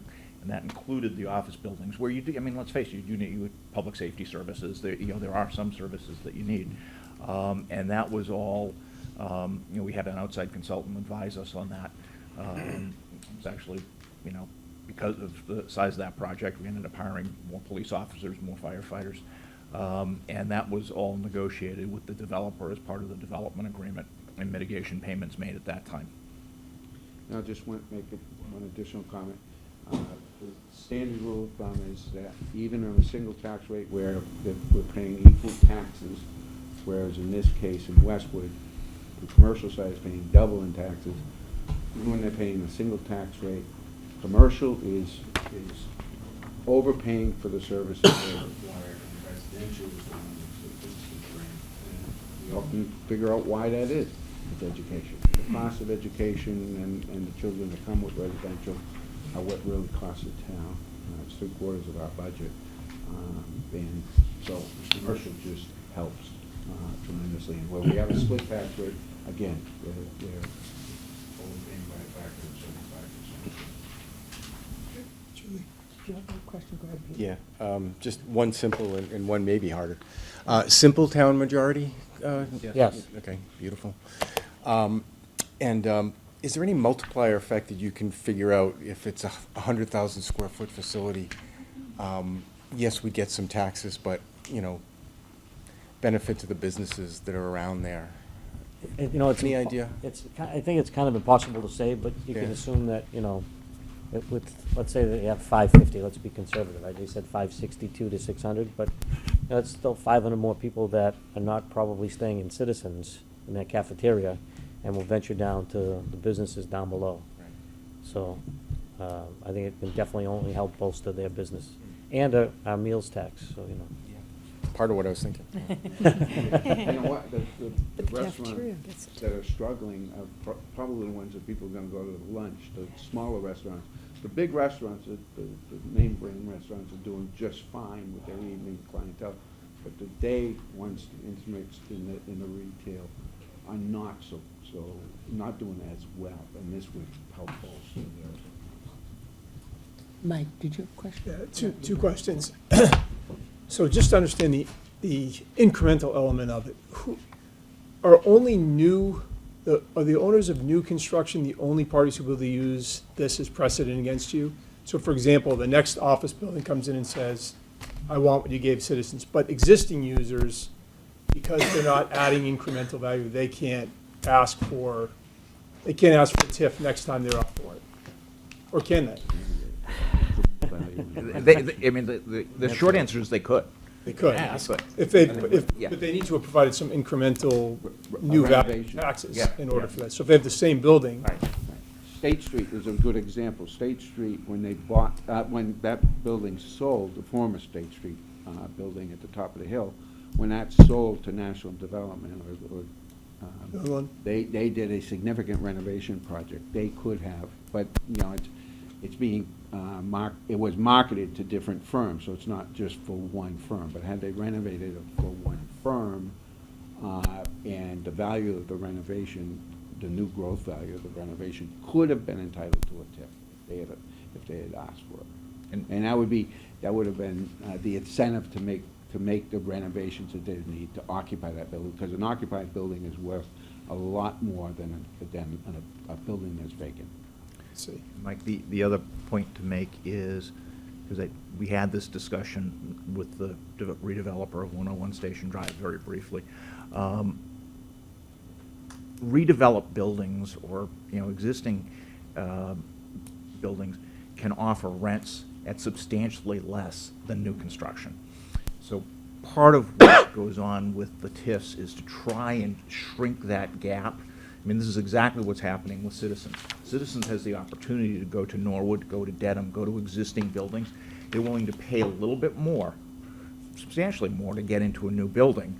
But, you know, we've been pushed to try and close that gap for them with the TIF.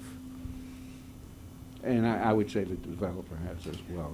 He brought the lease down as far as they could go and make it so that they could build a building. So one last question on the incrementality of this. When we think about the 33% deduction on the new tax revenue, how much do we cut into the split tax rate at that point for that one parcel? They're not approaching residential. I presume there's still a significant amount above residential net. 3/10 to 0.5%. The value is adding 3/10 to 0.5% to the value over the total, how much it commercial value represents to the total. So He's still paying the full commercial value on the original value. Yes. No, the value isn't changing. All that's changing is the incremental taxes per annum based on a percentage. Right, but we're giving them a 33% over time break on the increment. Yes. Right. Yes. It's 33% just on the increment. When you blend that together, what he's paying in full, his actual break is Something like. a fraction of that. Fraction. So it still ends up being better than a residential rate. So net, we're still, No. it could be worse. Higher, yeah, Yeah. better, well, Because you're it right. is higher. Worse for him. Yeah. Okay. But it's higher than the residential Yeah. rate. In the end, they're paying, you know, much higher than 100% of what the residents are. Okay, that was my question. Thank you. You raised an interesting concept. What if they build and either decide not to move in or overbuild and rent their space out for a profit? It's only to citizens. But what happens if they rent out their space? They build and they rent out their space. Citizens owns it. It would probably be not approved at the state level.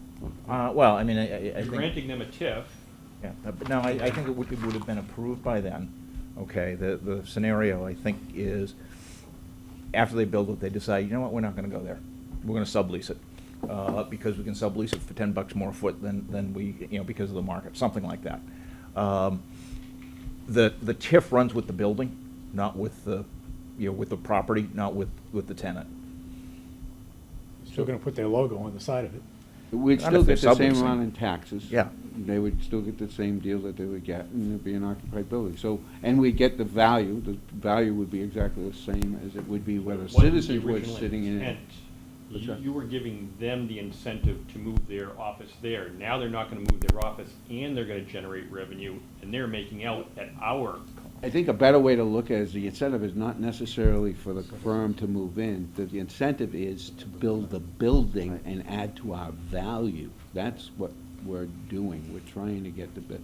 When State Street went into a building, they ended up subleasing it well, no, they tried to sublease it, they couldn't find anybody to lease it, but they continued to pay taxes on that building because it was there, and the value still counted as commercial. So we don't lose in that instance.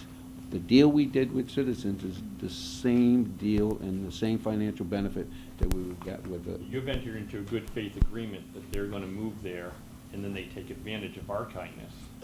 I don't, they have, a summary of where Citizen is, another way to look at it is that Citizen is in this area right now, in 3 different communities with 550 people that they're gonna be consolidating here. And their leases are running out in the other places, that's why they're moving into, and they wanna put it in one building. And they're spending hundreds of thousands of dollars in the design. I think Citizens committed to doing this, and the likelihood that they won't is. On a second question, when does the clock begin to run? When construction breaks, when occupancy, not completion? I thought not- it was 2021 regardless, is it? Yeah, I think it's 2021. 2021, Yeah, I believe. okay. Middle of Yep. 2021. Middle of 2021. The clock begins in 2020, you're already, that's part of the agreement when the Yeah. clock runs, whether they're ready or not? Correct. Nope, July 1, 2020 is the TIF start date. That's also the anticipated opening date. It also happens to be the first day of a fiscal year, so. So all the assessments and everything will be done prior to Yeah. that? Question, this special tax assessment that you've kind of added on, you don't have very much information on it. Are you really going to be prepared to go forward or have town meeting vote on something? Because it doesn't strike me that you even have the laws to structure it. It's a good question. You know, I included it in the draft of the warrant article because, you know, it's in the TIF statute now. But I'll be, you know, as I started thinking about it, I started saying, should May I this really suggest it be muddies here? the waters a little bit, and Yeah. we kind of and like to have there's not a firm, lot of precedent for it. And, yes. we tend to I like to know what understand. other towns have done, so. Yeah. Okay, we'll just next through that. Any other questions? And then we'll look at the last few select board. Anything on the TIF? So we had name change, the select board, street acceptance. Any other questions for Mike? And Mike, go ahead, Chris. Yeah, Laura Lane, which property owner are you selling that parcel to? It abuts to 808, 808 Gay Street. correct. And it's not predetermined, they're the most likely person, they're the ones that have asked it to be sold, but it's gotta go out to auction. And it could sell to somebody that's willing to pay more than the minimum, and more than they're willing to pay, so.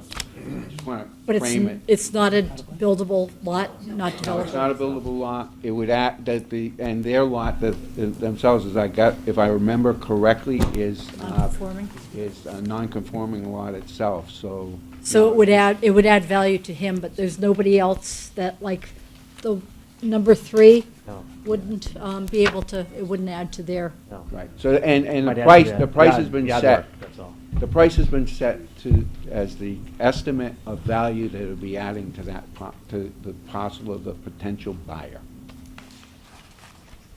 Which is not necessarily what somebody else would pay, they want to pay something lower because it's a non-buildable lot. So we had, go ahead.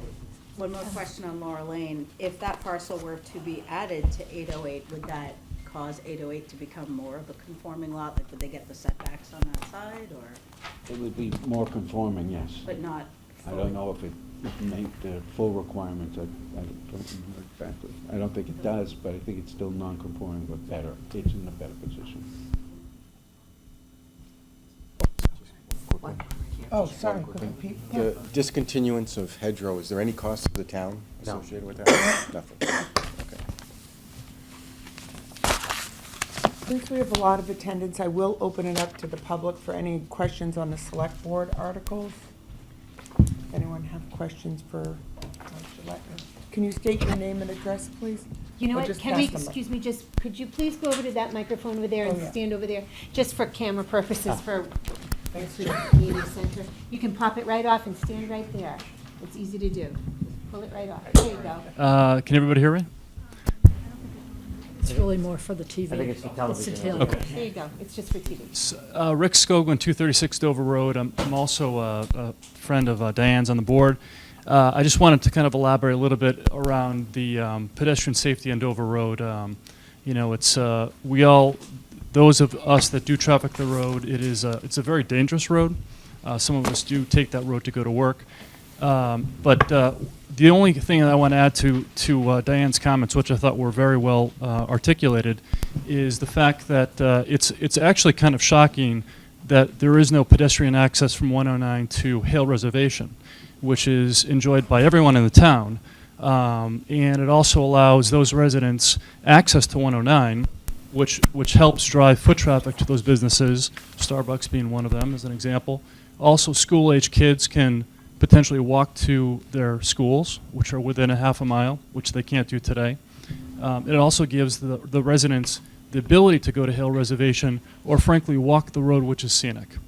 So the only thing I would suggest is for the FinCom to strongly consider including Dover Road on the list of potential roads to have sidewalks. Thank you.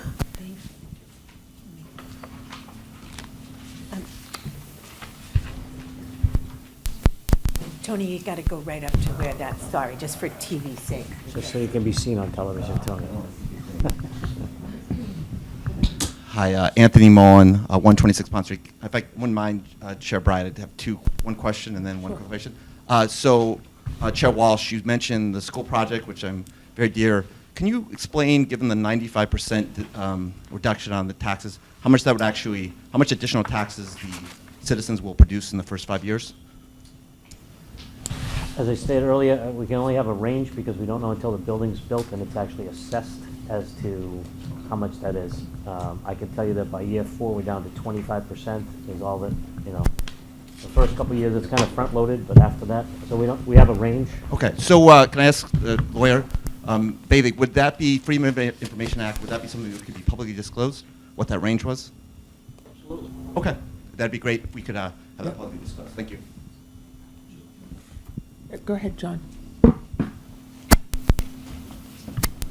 Hey everyone, my name is John Hickey. I live at 117 Sunrise Road with my 3 young children.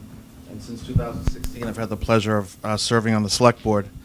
I'm in deep opposition to my colleagues on the board and with town government surrounding the TIF. So I just want to make a few comments since that has eaten up so much of the time this evening. I have a host of comments that I'll reserve until the second hearing after the budget. You have to excuse me, I have some papers here. Okay.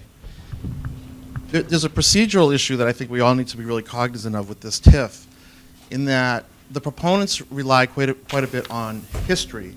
And historically, the selectmen did have general authority to enter into TIFs.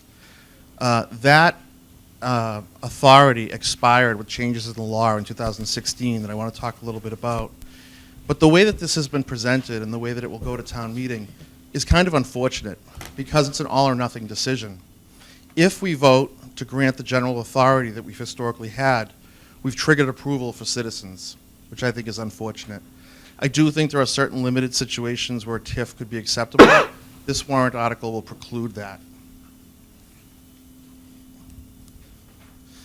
I want to say for many years, the town of Westwood, as you've seen, has desired for the placement of office tenants in the university station development. Although there has been limited success, it is important to note the university station has only been online for less than 5 years, and the full occupancy of the residential units has only occurred in the last 24 months. The notion that a large developer willing to pay their fair share of taxes will not follow the labor force living in and around University Station is a self-defeating prophecy. In the proposal before you this evening, Citizens Bank, a public corporation with $160 billion in assets, would be relieved of at least $2.5 million in property tax assessments. That estimate uses today's tax rate. When a citizen's representative appeared before the select board, he stated that it's citizens' obligation to get the best deal for its shareholders. I believe that creating such a large inequity in the town's tax structure for the enrichment of the citizens' shareholders is not Westwood's responsibility. This proposal is poor policy, and I'm urging the board to vote for postponement. The proponents talk about the 1990s when discussing this proposal.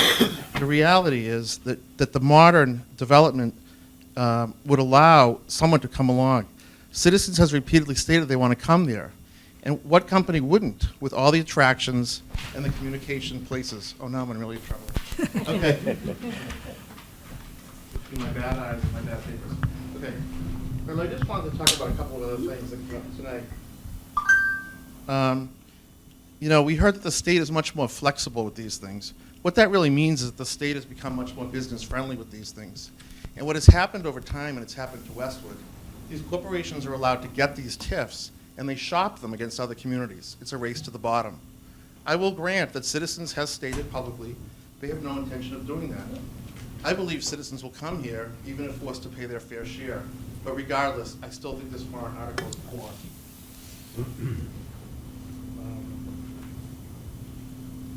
Council referenced that the board entered into an agreement. Just wanted it to be clear that was by a 2-to-1 vote. You asked, the question was asked about the incremental growth. The entire project is incremental growth. It's a dirt lot today. So we would be relieving them in those early years, an overall 33%, but in the early years, 95% of their tax rate. Westwood has not created an inequitable tax structure in the past. I don't believe we should now, and I would ask you to vote for indefinite postponement. Thank you. Come to the mic, please.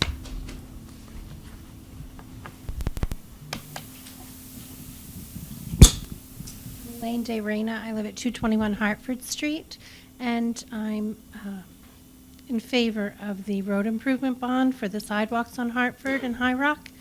Currently, there's no curb, and this is a walking zone from High Rock on Hartford down to Wessex, and also High Rock down to Salisbury.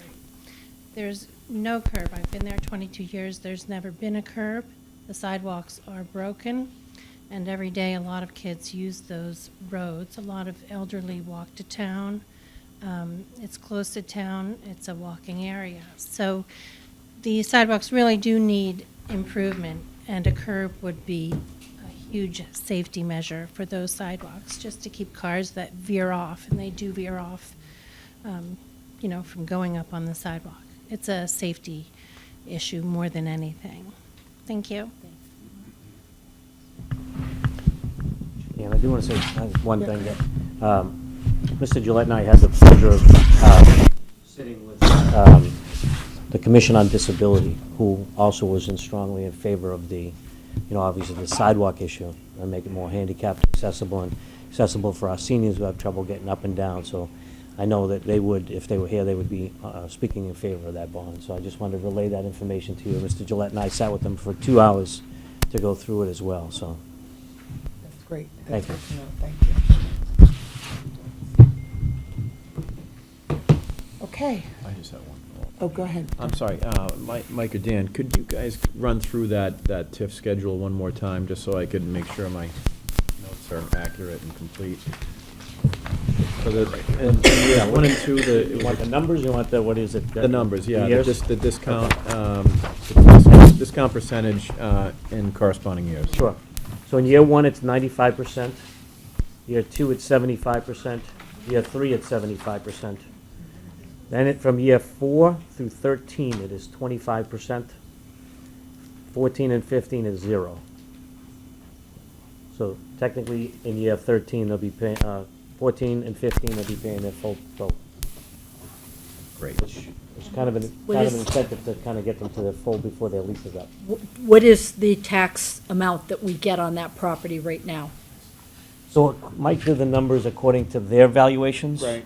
No, but it's, I'd our have numbers. to look it up. It's whatever a buildable lot Right. is in a commercial area. Area. Right now, it's Yeah. 180.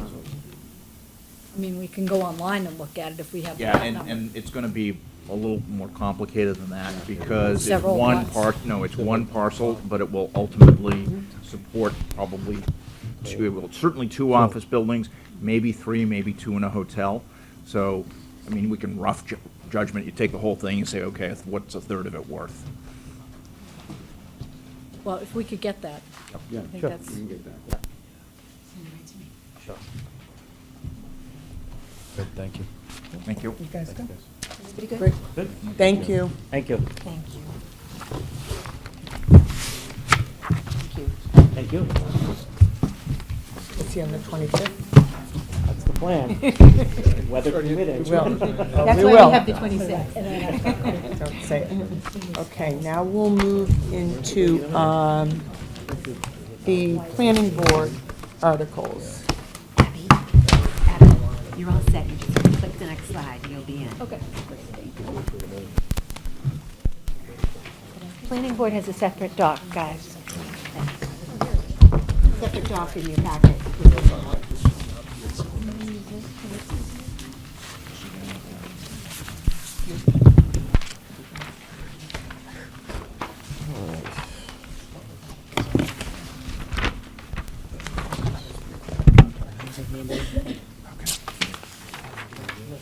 We don't want to say that. Can't hand over, sir? Yeah, it's in this. Oh, it is in this, oh, okay. There's a separate doc, Tom, planning board, and it's also in here, too. It's in here, too, guys. It's 2 places. In here, too.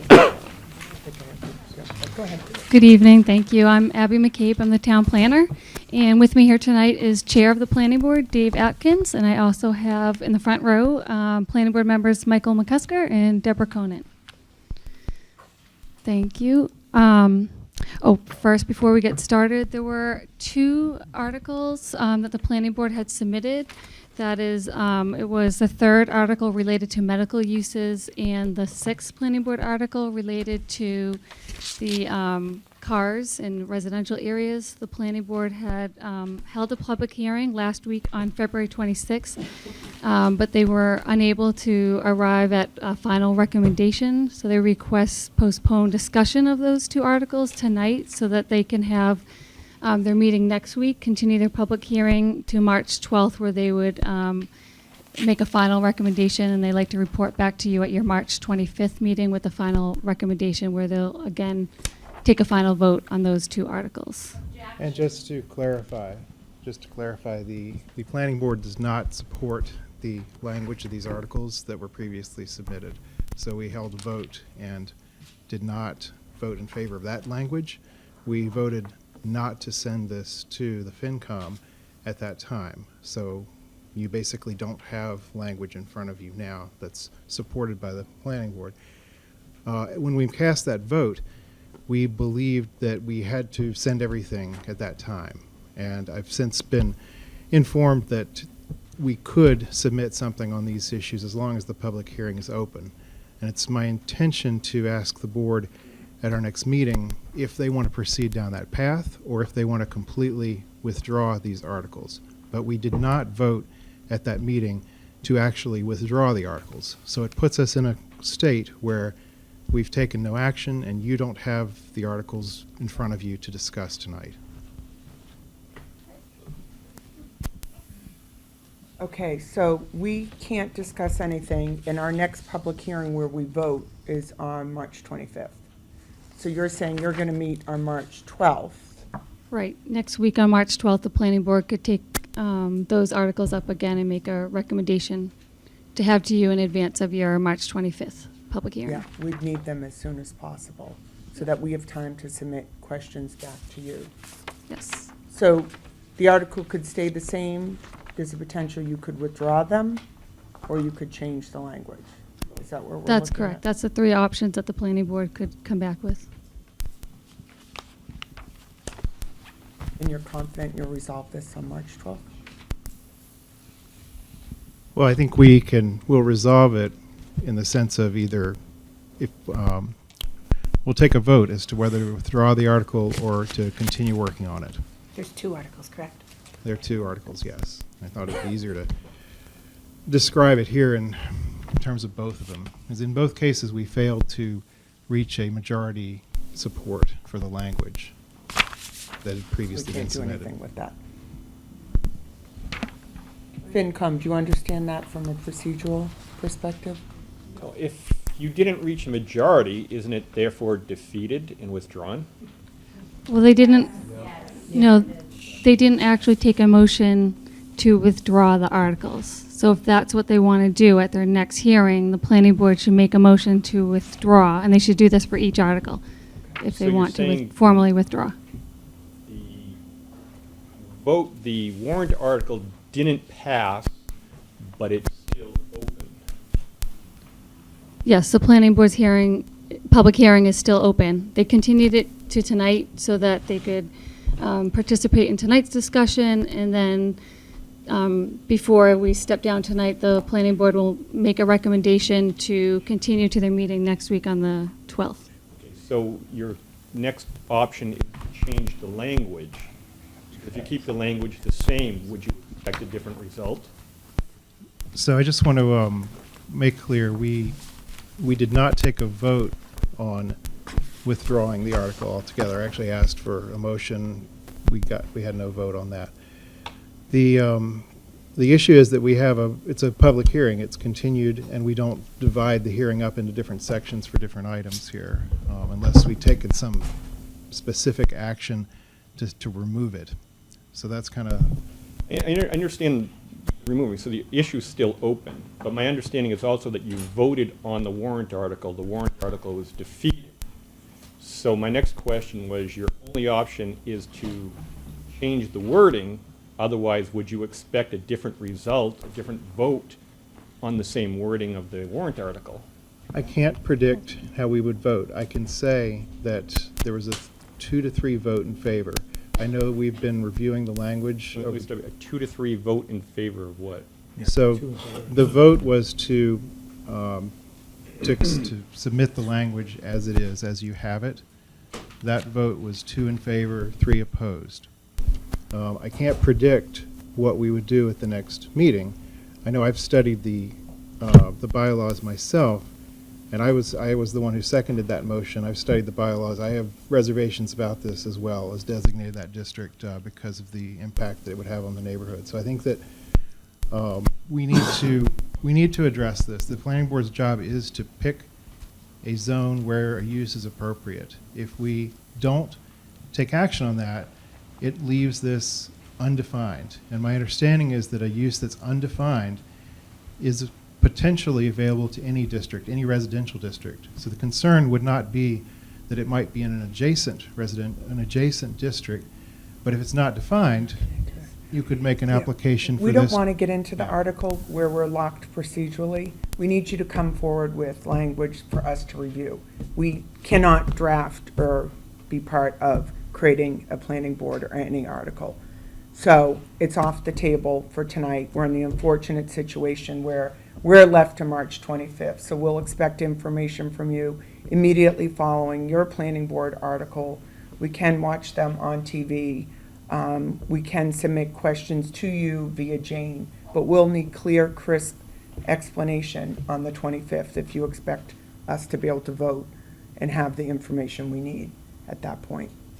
Makes sense? Chairwoman, I would request that we set a deadline so we don't get into situations like last year, getting information hours before the meeting.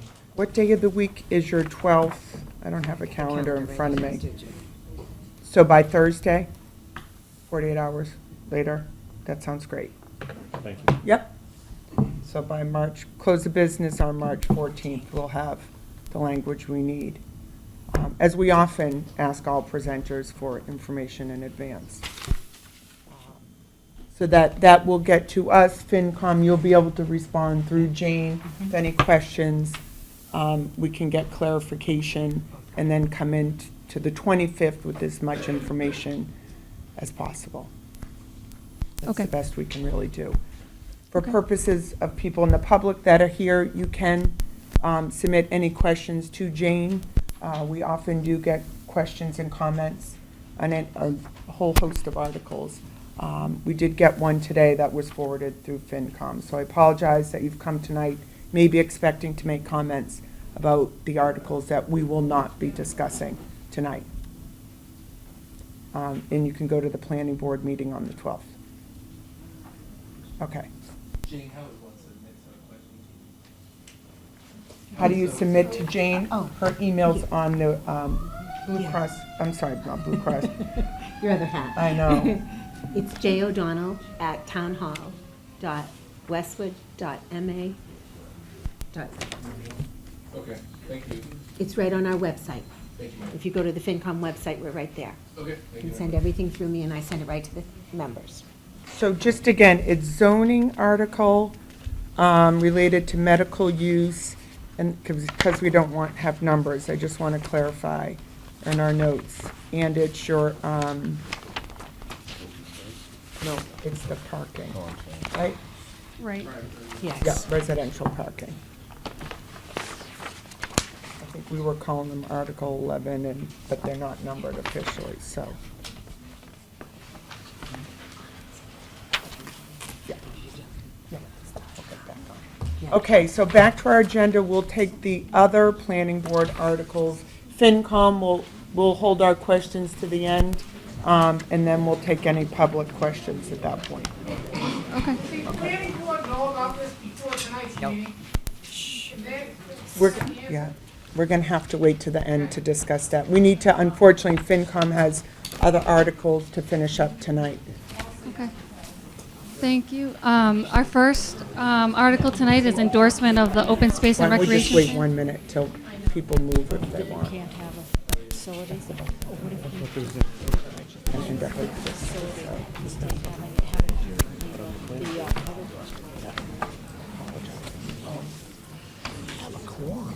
Was there, is that in for us? Alluded to the fact. This, do you not have? No, I don't think I do. Tom, do you have this pen? Should be in the packet. Do you guys have this? You have the planning board, right? Yes. The planning board? Yeah, I don't think I do. No, I don't No, I don't have it, I don't have that other package. No. But see, that's We're ready to begin. We'll ask people to move on so we can hear. Okay, go ahead, Abby. The floor is yours. Are you ready? Requesting endorsement of the open space and recreation plan.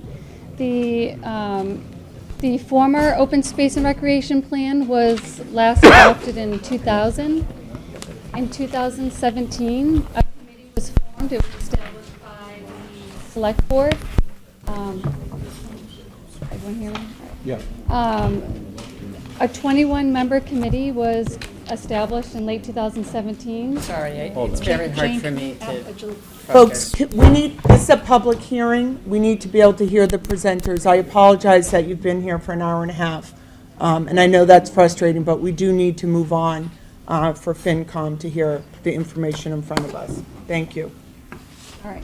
The 21-member committee, the Open Space and Recreation Plan Committee, they met starting at the end of 2017 and met throughout 2018. They had representatives from various boards and committees, the Land Trust, Conservation Commission, Recreation Commission, School Committee, Commission on Disability, representatives from youth sports organizations, staff as ex officio members, some at-large residents, and a consultant that worked on writing the plan with the committee.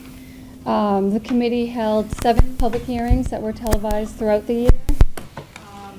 When they first began, one of the first things they did was had a community-wide survey that was from beginning November 2017 until early 2018.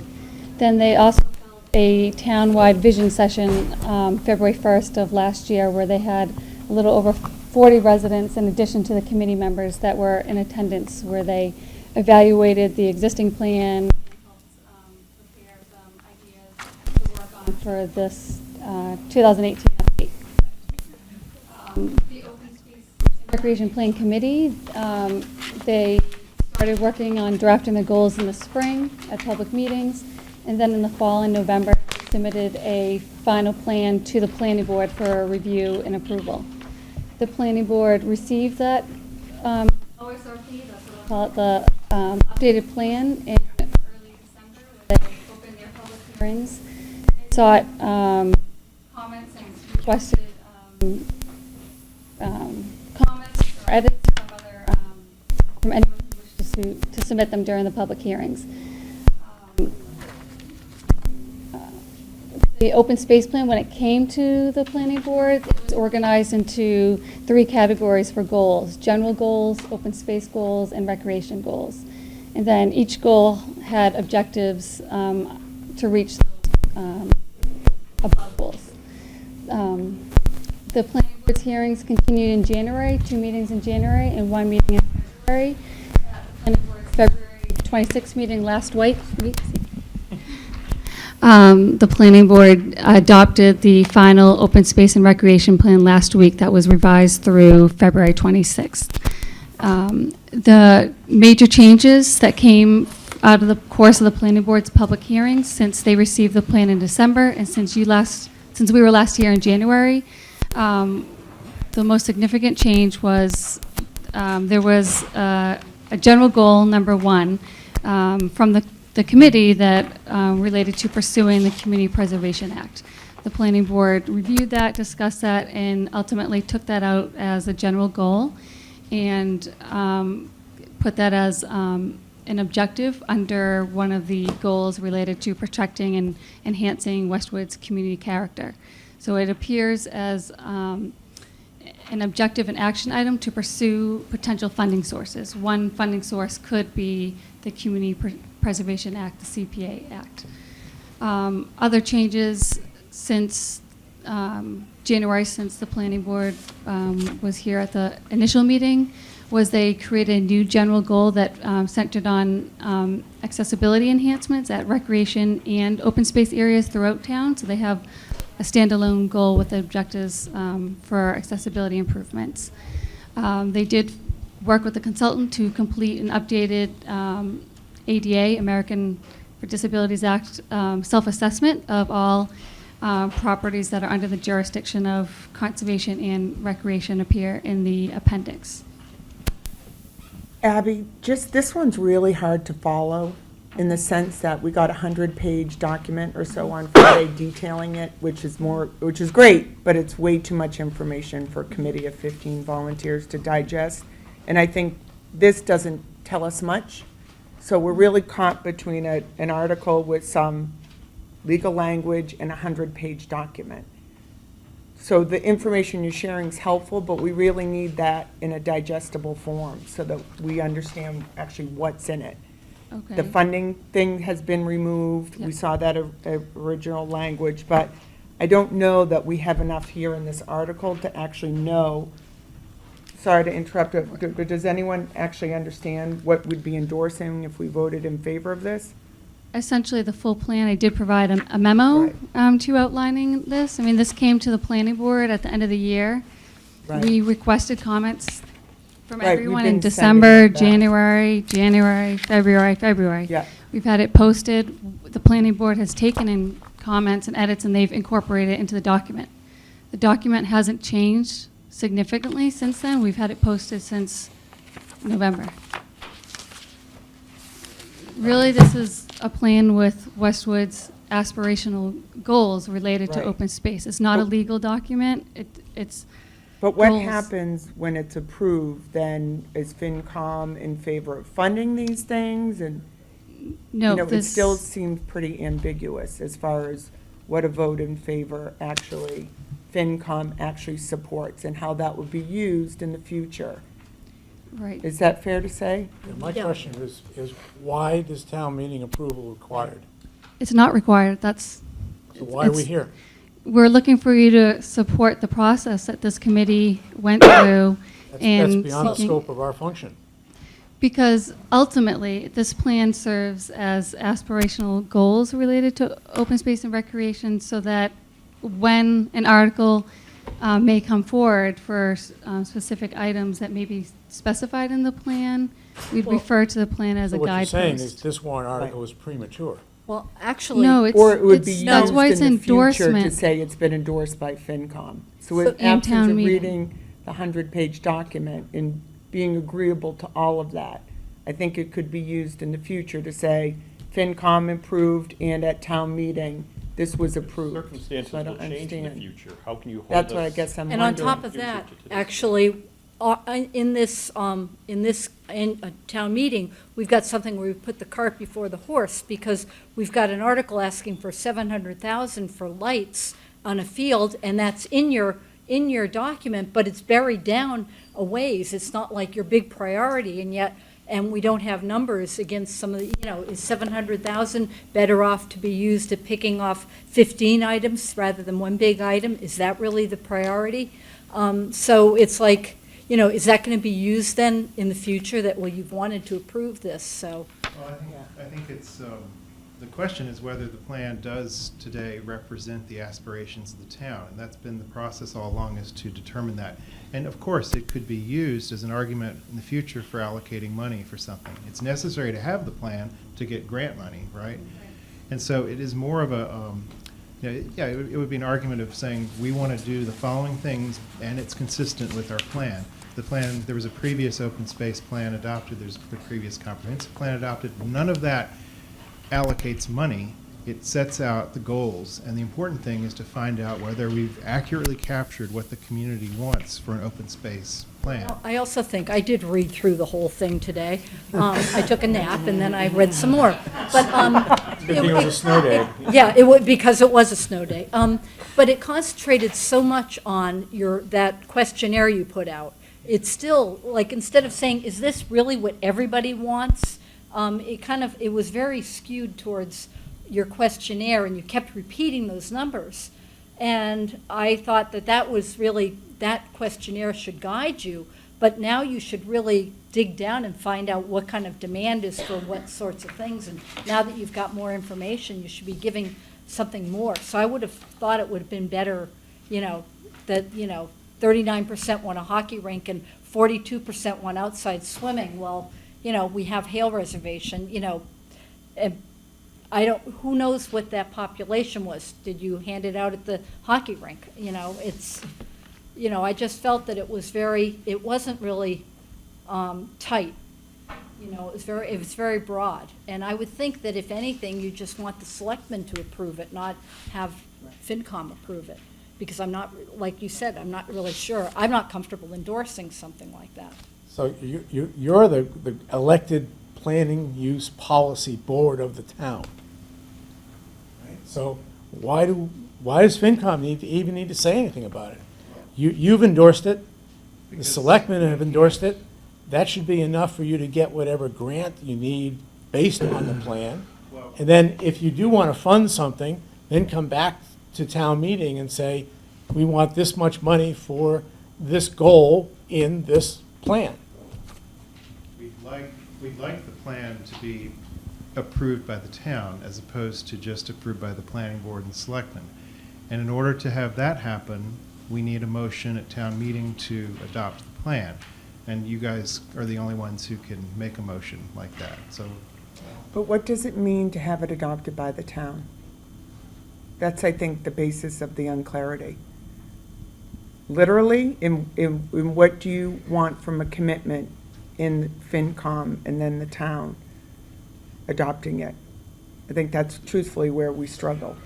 Essentially, the plan, if adopted by town meeting, sets community goals related to open space and recreation. It doesn't tie you to them, but often when things come to town meeting for funding requests or specific projects, you typically get a question that says, where did this come from? This plan is directing different boards and committees and staff of what to focus on based on the work that was done since 2017 with these special interest groups. So we're really setting a guidepost to make future land use decisions. But it's similar to kind of, Pete, I look at you with municipal, but in general, I think the town does a really good job understanding capital needs, right? So what the high school pool needs, what the library needs, what our facilities need, new roofs, the school does an awesome job there too. And then we don't approve those, they come forward as separate items. So that's, I think, where we see elements of your plan coming forward for specific review.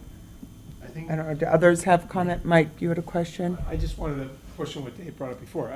Something in the early stages of the OSRP said that part of the purpose of this was some grants are only available for OSRPs approved by town. If that's true, then So it probably is worthwhile for us to understand what grants might be available to us by virtue of a town meeting approved OSRP. Otherwise, Chris is right, because you guys are the land use experts, and if you adopted a set of building plan guidelines, or open space guidelines, that's fine to leave it there. But if you need town approval to get grants, then we should know what those are. And is that town, or is that just selectmen? Can selectmen? Well, if town meeting driven, town meeting approved grants. Like the electrical aggregation statute specifically says it needs town meeting approval to go forward. If the grant has a statutory base like that, then we need to know about it. Right. It's the approval to make the plan official and available for certain land and recreation grants. It's actually the State Department of Conservation and Recreation. So town meeting approval is not that requirement to make you eligible for the grants, but town meeting support is helpful with this process so that these... You need to consider the risk. What is the risk if we as a commission, hypothetically, vote to indefinitely suspend this warrant article? Then you're restricted from bringing it back to town meeting for 3 years. Is that a risk you want to run? I think we would still submit it to the state for approval, the Department of Conservation and Recreation. It doesn't technically need town meeting approval, but we do want support. Yeah, don't ask for something you don't need, because if you don't get it, then you're stuck with the result. I think the whole point of this process is to, I mean, if you've raised some questions about the survey and the validity of that, and so we're looking for, a review of the process. I would say take a look at when the survey was conducted and the things that followed up after that. We're not expecting everybody on this board to get into all the details of things, but you are the check on whether we did the process right. And I don't know, the alternative would be not to engage in this process, and I think that would be much more problematic. It's if we missed something here, then we need to hear about that and correct that. So we're trying to, the process that's led up to this has all been towards that goal, and it's. Go ahead, Jim, and then, Howard. You ask us to verify that we've done the process right, but we don't know what the process is. You're telling us what you did for the process. Now you're asking us to rubber stamp what you did, but we have no checks and balances. Go ahead, Howard, sure. I think if you were asking only for an endorsement of the goals, I don't know if that would help, and not for the whole 100-page agreement. That might be something that we could do and that would be useful. It's difficult to get everybody to agree on a 100-page process that talks about surveys and so forth and so on. I don't know if that helps you at all, because the goals that are laid out are great, and I would be very happy to endorse those. And they're non-specific enough that, Right. And then you can use your plan, and you could still have your plan as the planning board's plan to implement the goals that the town endorsed. Maybe it's too late to do all that, I don't know. But that would be my suggestion how to handle it. Yeah, I agree with Howard. However, to Mike's point, are there specific things that are required relative to getting grants that if we just include the targets and don't include that, we wouldn't be eligible for? I didn't hear that we needed any approval for grants, Well, Mike. because it's so open-ended, Mike raised a point, is by us not entertaining this, and you bring up a great point, and it's like, what is happening, because I'm even more confused now with this dialogue, to be honest with you. Are we putting the planning board in a position where you can't do the things that you need to do around this issue if you don't bring it to us, if you don't go to town meeting and get approval? Is this something that would negatively impact the planning board? What do we do if we don't have the, I also wonder what we do about the comprehensive plan. If the FinCom is, if we're doing something wrong that you don't want to endorse a plan like this, how do we proceed with our comprehensive plan? I think, for one, I don't want to speak for anybody else here, I'm just trying to understand how this process evolves, that's all. And I'm confused about the entire process. Abby, didn't you, it's included in here like the in terms of asking you to verify our process, right? There was this, when the survey was conducted, the meetings and all that. I mean, if we need to provide more specific information about that, we can do that, but I'm still not The understanding. survey should have been guiding you.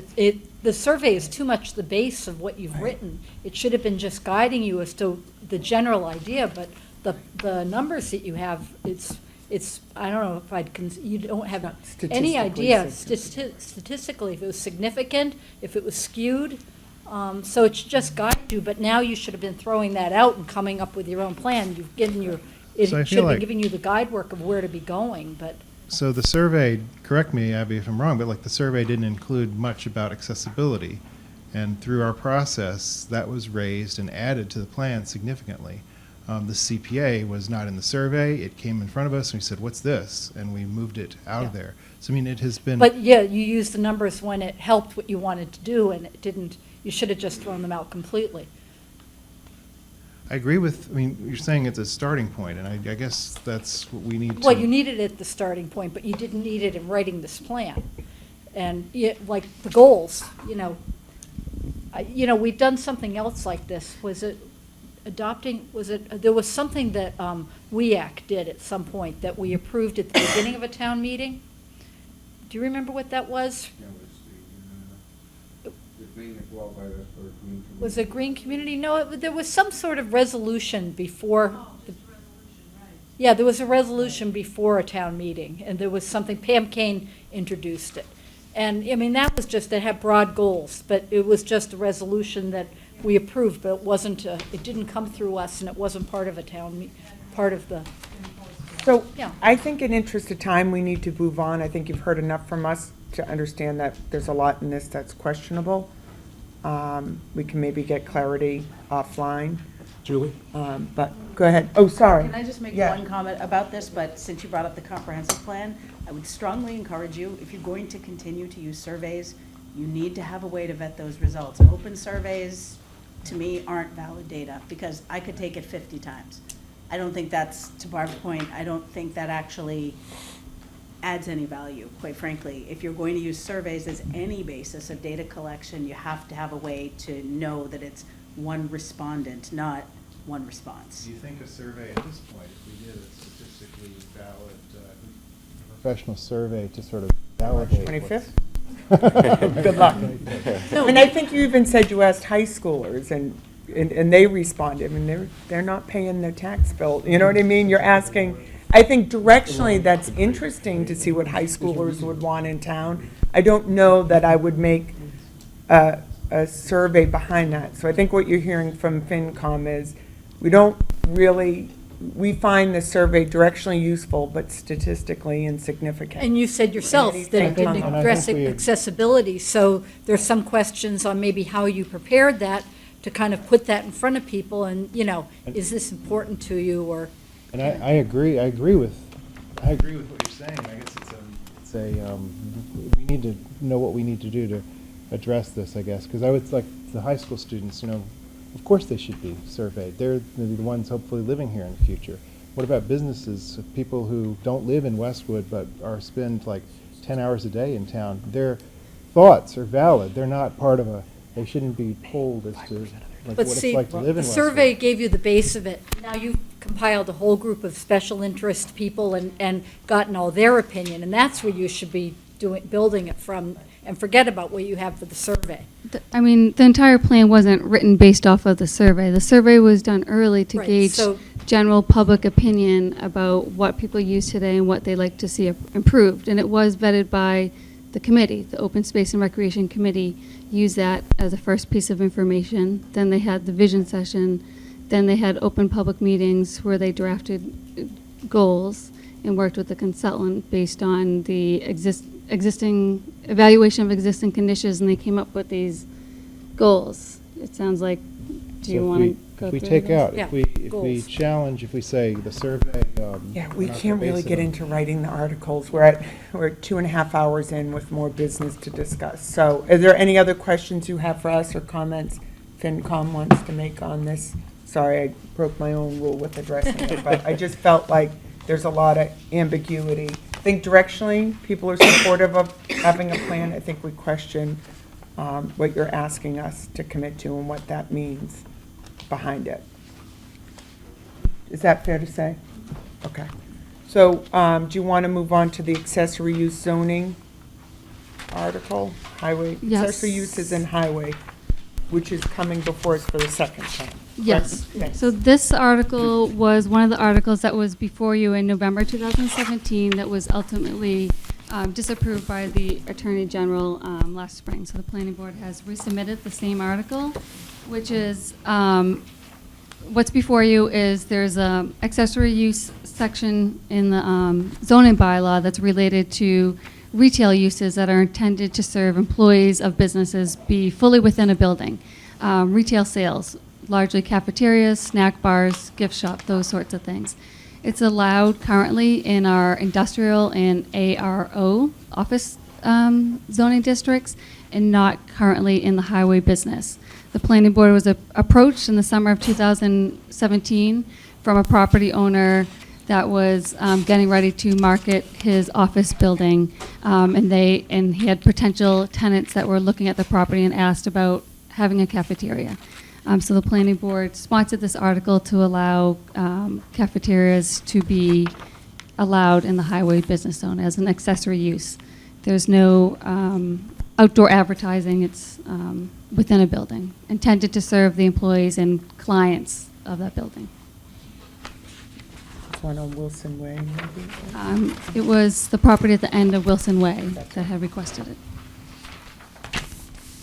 Oh, and this just shows a map where the highway business area is mostly off of Route 1.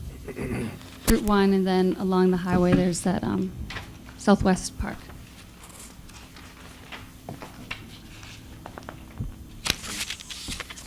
The next article is housekeeping articles. This article is not substantial changes. This is for when we've discovered incorrect references, maybe section numbers that may have changed, or items that may have been left out. For example, something was left out of the table listing all the zoning districts. A zoning district was missing from the table, but is on the map.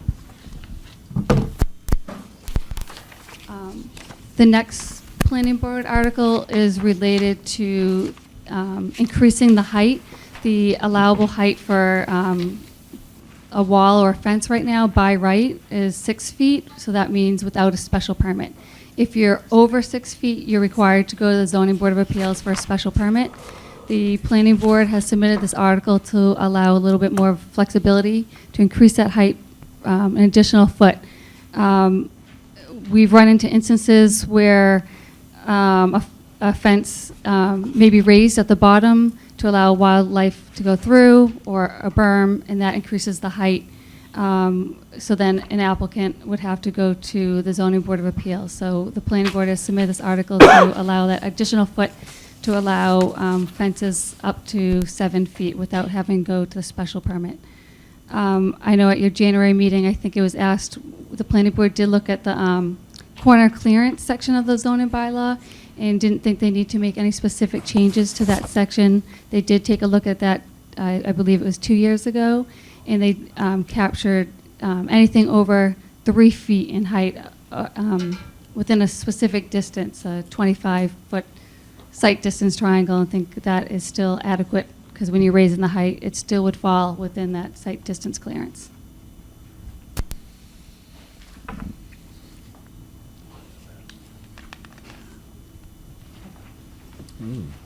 And the last planning board zoning article is related to section 8.4 of the zoning bylaw. This is the section, a special permit is required for anyone wishing to do a residential retirement community.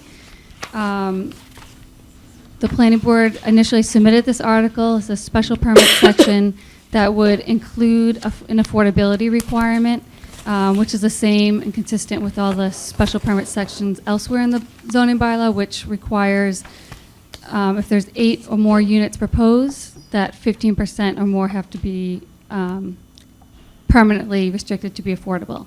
That was not previously in this section of the zoning bylaw.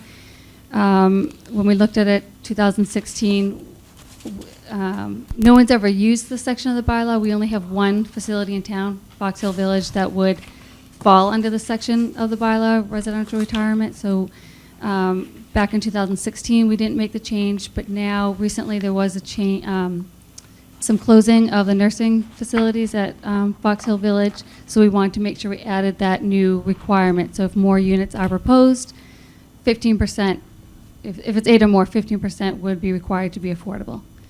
And then also we did contact and representatives from Fox Hill Village had taken a look at our zoning and had worked with us on revised language to clarify that section of the zoning bylaw, which is some changes to the the general section to change the way we describe height.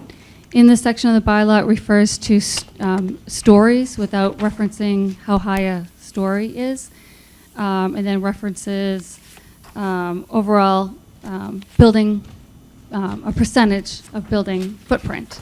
However, it's not clear, that's not how we normally define height. So the planning board revised the language to refer to the building height definition elsewhere in the bylaw and limit it to 65 feet, which is the height of the existing building at Fox Hill Village today. So we didn't want to make it any more non-conforming than what's there today, but put it in at 65 feet to take out the reference to the number of stories, and then increases the density from 4.5 units per acre to 5 units per acre. This is all intended to provide clarity for anyone wishing to apply under this section of the zoning, which is a special permit section, and Fox Hill Village was looking for guidance so that they can develop their plans that they would then submit for review and approval.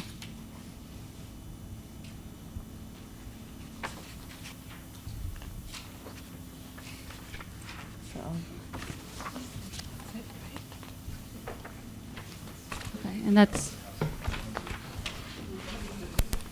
Any questions? Go ahead, Paul. Question, on the existing Fox Hill Village, are there any affordable units in there?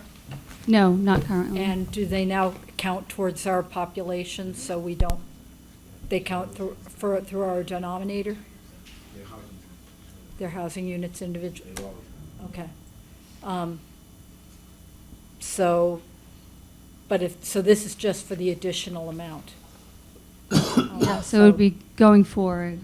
So even like 1 to 7 units, they're not going to be required to do any, so we don't even get one out of it? For how many units they have there, 200 and some odd, or? They're not required, they wouldn't be required if they were doing less than 8.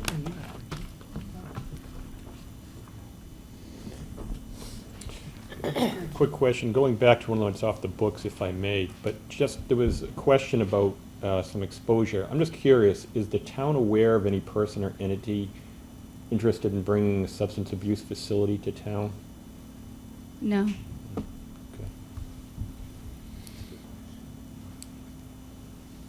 Okay. On the fence height, have any residents provided any concern? Anything about it? No. No. And does it apply to commercial and residential properties?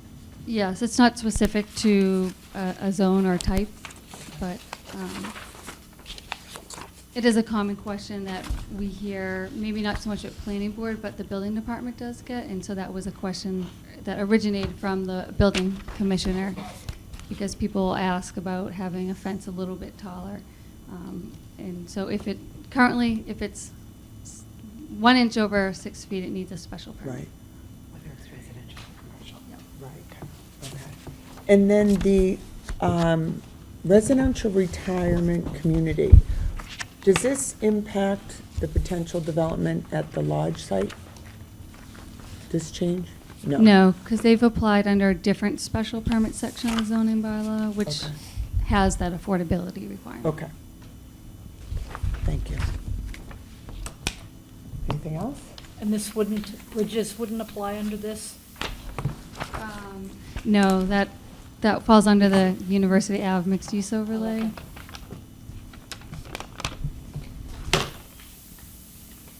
Okay, so before we move to, are there any other FinCom questions? Sorry, I didn't. Mike? Abby, So we'll provide feedback to you if we have any other comments in reading the open space document. Maybe some of us over the course of the week will get through it, maybe not. And just ask for clarity. And then we'll get the others, 2 articles, we'll get feedback from you on the 14th. You may see some of us at the planning board meeting, or not. The Okay. 14th or the 12th? Yeah, well, the The 12th 12th is the meeting, the 14th And is because when of we'll your- get the information that Thursday. So that will give us about 10 days. And we could circulate questions through Jane. Through Yes. Jane, right. The common practice, as most people know, is to, because we don't deliberate offline, but we can send questions to presenters ahead of time. Yes. It actually helps us get through our agendas and helps, I think, the presenters know what we're I meant interested for in. these, for the planning board, for their, Oh, for their All meeting? through me. Just send Yeah. everything for them. Yep. right, so if we have questions or So or before that, we can, touch points. yeah, Yeah. we can send it to Jane too if we have Oh, questions, absolutely. okay. And We Go actually have a ahead. FinCom meeting scheduled for the 12th. So the planning board, you have your regular scheduled meetings on the 12th. You're gonna have an open, Right, We and need we that also, point. we also right? need to, before we adjourn this Right meeting, now. we need to vote to continue this public hearing to that. The plan. planning board Yes. public hearing. okay, and then there's a subsequent public hearing at our meeting? We have a meeting next week, which are the subcommittee report outs. That Right. won't be reviewing articles. Our next meeting is 2 weeks from today. 2 weeks, 3 weeks from today, on March 25th. That's Okay. when we'll need to vote. Those are our final 2 meetings. That's right. 1 or 2. Those are public hearings. They are public hearings, and vote. that's when we vote. But we have a Today. meeting on March 12th, 12th. right, for Subcommittee Subcommittee presentation. meetings. Correct, Presentation. correct. We So, won't be looking at the just so I'm articles. clear, we're gonna vote on the 25th. At the same time, we're gonna be provided a presentation from the planning board on these 2 outstanding issues? What, ideally, we will get information, revised language from the planning board by March 14th. Jane will send that to us, so we have time to look at it and send any questions and get clarity. So we have time to process it individually. So we're not gonna have a dialogue? We won't be able to we can't deliberate offline, so we won't be able to talk as a group about But it at our meeting, until we come together on the 25th. So that night, we will, Mike. Okay, that's what I'm trying to Yeah, get at. sorry. And then if we can't accomplish it on the 25th, we come back. and we'll, on the at that 26th. point, it'll be available for public hearing, we'll have Correct, participants. correct. But usually what happens is, some of the articles that are more prepared, and we've seen a few times, I think we're able to make better decisions on sooner. And then we spend a bulk of the time on articles that we need more clarity. On the 25th at our public hearing, we'll hear the financial articles. Right. So that, and I talked to Pam today, she and I are gonna get together tomorrow, so she's gonna get us information in advance, as she always does, so you'll know exactly what the numbers are and what everything is involved there. But the process is, the planning board is asking us to hear literally it will be, procedurally for the first time, those 2 articles on the 25th. And then we'll see, Pam will present the financial articles to us, and then the FinCon will vote. Depending on the timing, will either be that night or at the continuance of our public hearing the next night on Tuesday. So that's how it will work. And then we get into, I don't even want to make everybody's head blow off now, but then we'll get into a very tight schedule around our write-ups and getting the book ready for the residents. So that's our timeline. I'll send you the whole timeline, in bullet points, but that's what's on the table right And I'll now. highlight. So if we're, And I'll highlight. if we're ready to proceed with the public hearing. I'd like to make a motion to continue the public hearing, the planning board public hearing to Tuesday, March 12th at 7 PM, Downey Elementary School in the cafeteria, 250 Downey Street. Can I just ask a question? Following policy, was this on the agenda? I mean, Yes, it is. Will there be a law violation there? No. Wasn't it for us to take a look? It's on the, Abby asked me to announce the continuation of the public hearing. Yep, I figured we will continue so it's posted publicly. Yes, it's posted. As long as the station votes to then continue it to a specific date. Date, time, and place. Then we can't hear you. Oh. There's a microphone. Publicly posted. You can talk into the mic, Deb. That's okay. I was asking if it was publicly posted and making sure that we weren't doing an open meeting law violation. I was just going to say that's exactly right. You will be voting, so you're not in violation. Right, if we, Yeah, I was just going to say. if we don't continue it, that's exactly what happens. This is a planning board. It is. not a I just want to be finance super clear. This is a planning board. This is not the FinCom public hearing that we're in We're now. not voting this. No. Abby asked if we would put on the agenda the planning board to continue their public hearing.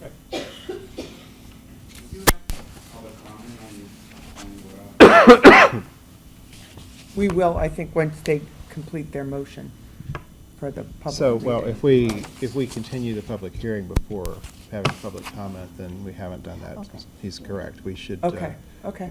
I'm not sure of the procedure. So FinCom, I just want to finalize this. Any FinCom members have questions before we open up to the public? We can do that. Does anyone from the public have any questions or comments on the articles? We're going to ask people to go up to the mic over here, please, just because, so Westwood Media Center can video. Steve Owen, 52 Glandor Road. So the history of the fence is, it was originally, the fence was all 6 feet. Then the process was some people needed 7 feet, so by special permit, we created a special permit to go up to 7 feet. Now the reasoning for raising the limit from 6 to 7 feet is to just get more space underneath the fences so that animals can get underneath. But you haven't established any need now to up the 7 feet to 8 feet. I mean, if that's what you needed before, that the limit was 7 feet, now you don't need a special permit to take it from 7 feet to 8 feet because you're at 7 feet, which is what has been established as what the need is. So I think you should just remove that section on special permit for 7 to 8 feet, because 7 feet is the only thing that's ever been established that there was a need for. Right, so planning board could consider that. Right, Right now, it's 7 to 8 feet is by special permit, but And just to observe like the process here, so yes, so we've taken all this input, so we can consider modifying our language at our 12th meeting if that's what we want to, if that's what we want to do, so.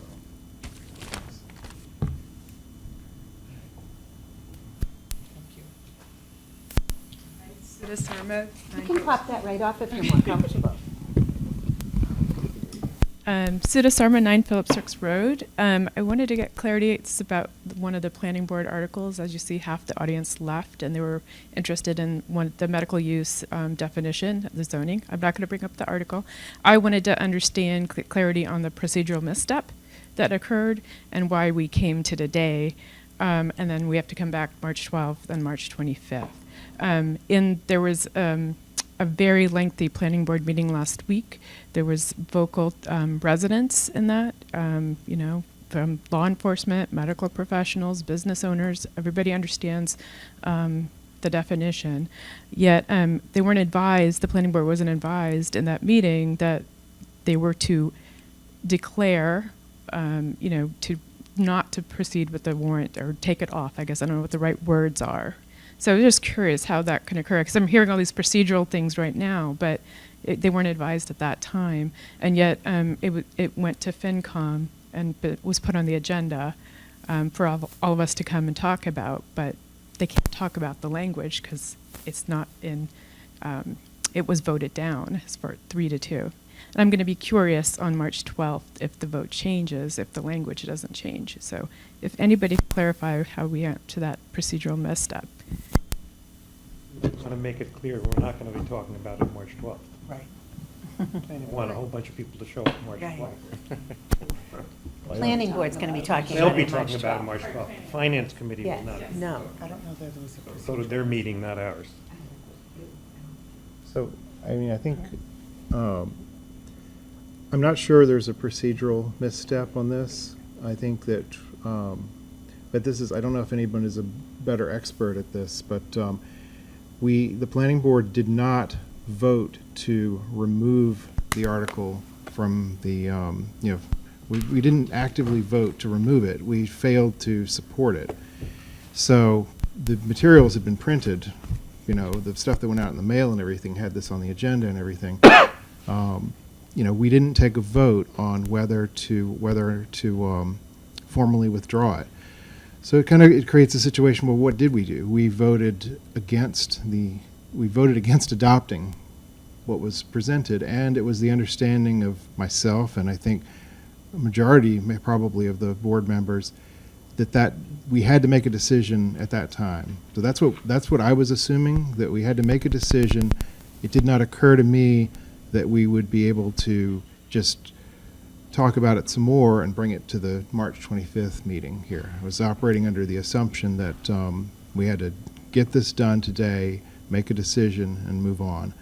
I think, if I'm interpreting it now correctly, as long as the public hearing is open and as long as there is what's being proposed is within the scope of what was originally advertised, there's never really a limit on it. We could have, I hate to do this, we could have kind of stuff, but as long as the public hearing is open, we could have voted at one time that we want to even remove it.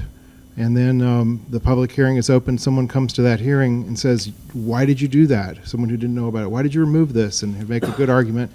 In our next continuation of that public hearing, maybe we could reintroduce it. Because it's not, it's an open public hearing about the subject matter that was originally advertised. Now, if we came in and said, oh, we need to change the zoning, and that was something that came up at that meeting, it was like, well, maybe we need a different zone for this, or that's out of scope, and so we could not come to this meeting with something like that. You know, come in here and say, well, we've decided to create a new zone, and that's going to solve this. That's out of scope of what was originally advertised. But within the scope of what was originally advertised, it's not clear to me now that that any action of the planning board would have totally killed something. You know, we could have taken it away and then thought about it again at a public hearing, taken more public input, voted to send it to FinCom. FinCom could have said, well, you could at that point, your process takes over and you will make a recommendation for indefinite postponement or for adoption at town meeting, goes to town meeting, all that. But I think right now, I mean, that's my best understanding of the situation. I don't think it's a procedural misstep. I think there was definitely by not acting decisively on removing it and operating under the assumption that it was dead, basically, then we did create the impression in the people there that it was gone. And so then they came here tonight and they wanted to talk about it. So that's all I can say is we're trying to, again, I think that's my understanding of it.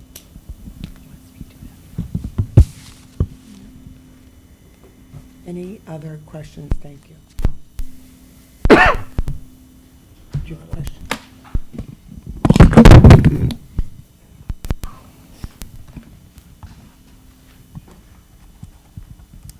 I apologize, I had to turn this off. Nada Salvavich Fabrizio, 32 Webster Street.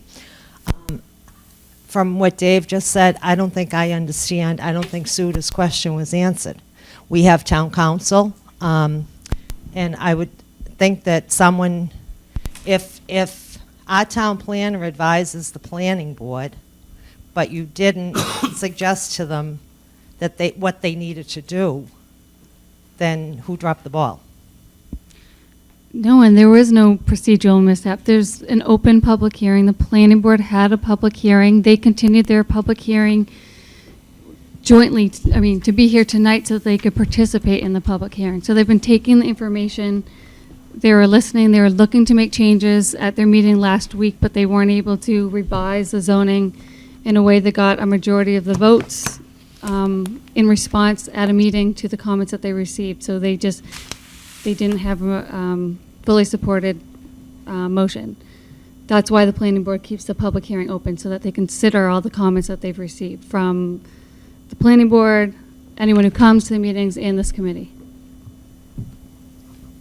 I just have one more comment. I sat in on the planning board meeting, and there were scare tactics about, these medical uses could go wherever they want to go, and I'm not specifically talking about the article. I'm saying that if someone advises the planning board of this can happen and this can happen, I don't understand how our planning board department doesn't know the procedure for the planning board. It just doesn't make sense to me. They took a vote, and it's gone. And that's what the residents that were there that attended the meeting thought. They walked away thinking this article was done. So someone should have recommended, look, you guys need to you need to vote to remove the article. And nobody did that.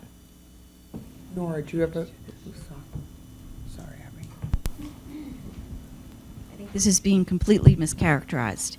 Let's start at the beginning. The way this article got on the warrant was that the planning board voted to request that the selectmen put the planning board article on the warrant. That's how it got there.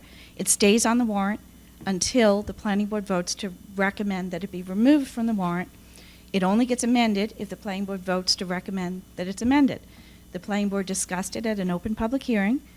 They took several votes on the matter. None of the votes were conclusive. There was not support among the planning board members that were present at that meeting and that were voting to withdraw the article. That's the reason it wasn't withdrawn. So people may be confused about that, but there was nothing that was done improperly. The board had a motion to consider amending the article. It failed. They had a second motion to consider amending the article. That failed as well. They did not have support to withdraw the article. Was there a motion to withdraw the article? I believe the chair called for a motion. I'd have to check the tape. I believe he called for a motion, and the motion was not made. Yeah, so I said, after all those votes, I said, so do I have a motion? Is there a motion to withdraw this article?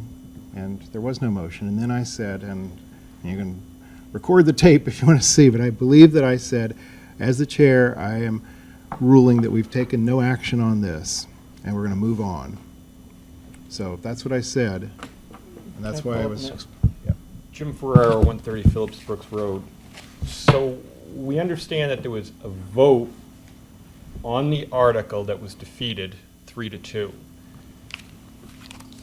Now I understand that there were 2 votes to amend the article that were defeated. So where do you go from here? You don't have the existing language and you're not agreeing to amend it.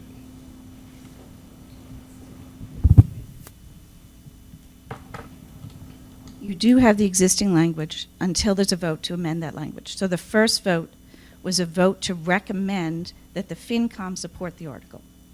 That vote failed. Another vote was to recommend that the planning board amend the article and then recommend support of the amended article to FinCom. That failed as well. So you don't have a recommendation, but you still have an article that was voted and requested to be placed on the warrant by the planning board. That article remains on the warrant unless the planning board requests withdrawal. As long as that planning board article is on the warrant, the Finance and Warrant Commission has to take a position on the article unless it's withdrawn. So if your position is to recommend approval, you recommend approval. If your position is to recommend indefinite postponement, you do that. The planning board will take it up again on the 12th, knowing how the public feels, knowing how the FinCom feels, and they'll make a decision. The decision can be to put the article forward with recommendation to approve, to amend the article, and then put it forward with recommendation to approve, or to remove the article. That's up to the planning board, and they have to do that at their open public hearing. I understand that it's a warrant article, and FinCom has to act on it. But right now, we're acting on a negative action from the planning board? You have an article. Your job is to consider articles. This public hearing is to receive information on the articles. The planning board doesn't have to make any recommendation to the FinCom before the FinCom takes its action. The planning board's obligation is simply to recommend to town meeting. They can recommend in favor or they can recommend opposed, and then town meeting can vote either in agreement or in opposition to what the planning board recommends. But the requirements of the planning board to place the article on the warrant, or request the selectmen place the article on the warrant, and to hold a public hearing for discussion on the article, and then make a recommendation to town meeting. Everything else in the meantime is before you because it's a warrant article. When the charter was amended, the Finance and Warrant Commission was changed from a group that just reviewed financial articles to a group that reviews all town meeting articles. So that includes zoning articles.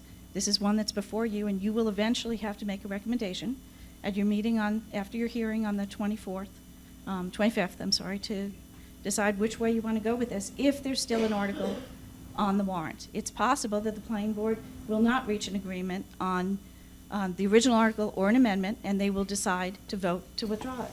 And if they don't vote to withdraw it, the article remains on the warrant, and you'll have to vote to recommend approval or recommend indefinite postponement. Mike, historically, has there ever been a case where the FinCom and the planning board's recommendations were inconsistent? Planning board and the FinCom? Yeah. Yes. That's happened frequently. I think there's one last step that, well, not frequently, but I would hope not frequently. Not unusual, let's put it that way. Mike. There's one last step that needs to be taken. That the official withdrawal of the article from a warrant is done by the Board of Selectmen. Right. It's the Board of Selectmen's warrant, not That's anybody right. else's. They will listen to the planning board, I'm certain, and if they don't want to go forward with an article, I'm certain they'll do it. But that's the last step to remove it from the article. And one thing that's not been addressed that I've heard was a question is, well, why was it on the agenda for tonight? The agenda was established prior to what the planning board was doing. And then when you heard that they didn't have official language that they were submitting that was approved, you said we're not holding discussions about something that's not really before us in an official language being proposed by the planning board. So it wasn't removed, for the two articles. It wasn't removed from the agenda because it was on the agenda, and you needed to address it. I mean, we've been questioned about an open meeting process often, and here we are. It's an open meeting process. Okay, do we have any new questions or I comments? just have We do one more need to make question. If this is a Board of Selectmen article, I don't understand why it's being sponsored to the public to see that it's sponsored by the planning The board. warrant is the Board of Selectmen, The warrant is not the It's article. entire. It is a titled a planning board article submitted to the Board of Selectmen for consideration.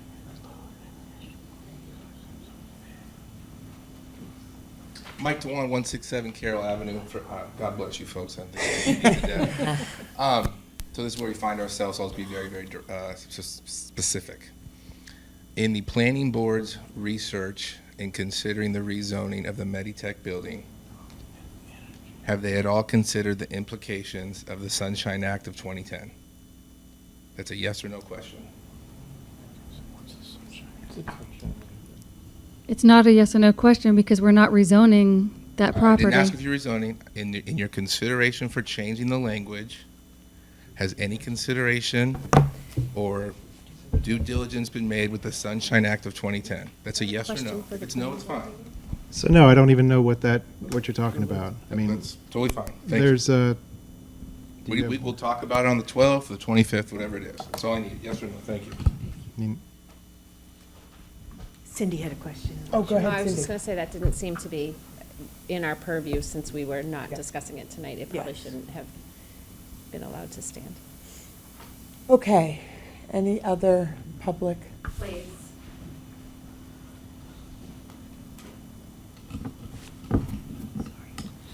I can make comments and ask questions about the agenda that you have in front of you. Is that what I'm doing? Because I have actually a comment about electronic voting. And I understand that Okay, the well- agenda was designated for 15 minutes, but at 7:10, I arrived and it was done, and you had moved on to something else. Yep.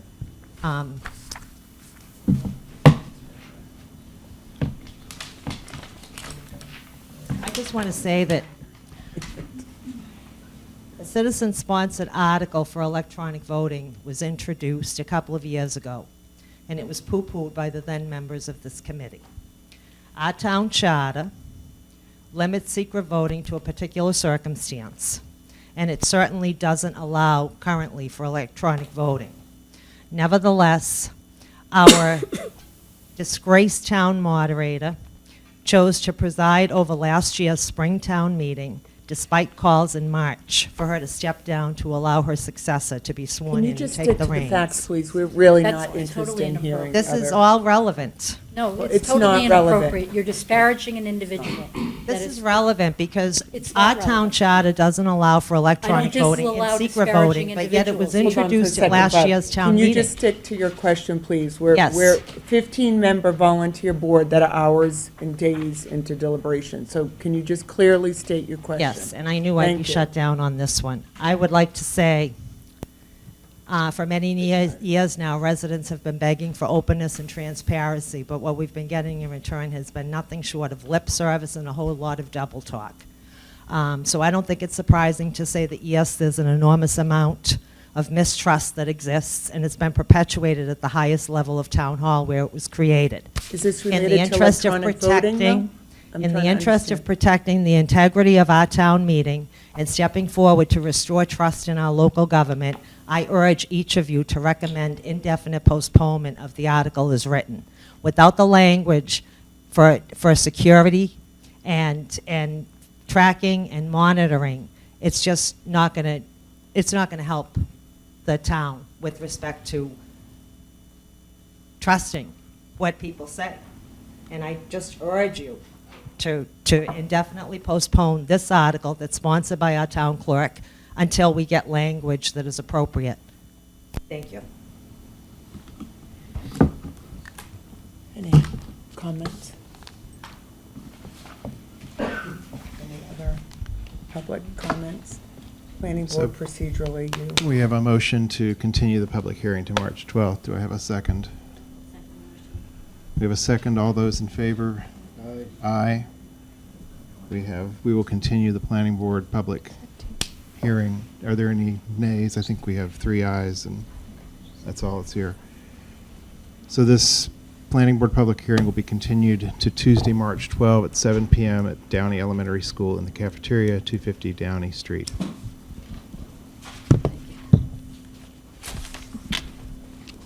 Okay, so for FinCom, we are here in a week for subcommittee presentations, reviews. That should be one night, probably an hour and a half, 2 hours, Yes. maybe. And we do Jane? have the 13th as a snow night, so Right, hopefully. keep that on your calendar. I know, but if I say it, it'll be, yeah, Jane, is that 7:30? yes, 7:30, and you can change that if you want. No, to. that's, 7:30 is better, I think, for most people. Jim, right? 7:30 is better? yes. But Okay. don't plan around 7:30 is the Nick. 12th. No, that's fine. I think for public, because we like to have more time, we like to. Everybody, we get to close this Worked out well. so everybody's safe. Are we meeting tomorrow? No, we are done. We are done with tonight's topics. Thank you all for sticking with job. it. Make a motion to. I know, Okay, I sorry. didn't forget that. We have no minutes to approve or No, anything. we're waiting for that. Okay, so we just need to make, can I have a motion to adjourn the Motion meeting? to adjourn. Second. All in favor? Aye. Any opposed? Thank you. Or do we have to acknowledge George left early? There's no meeting. Okay, thanks, everyone. It's gotta be you. Thank you.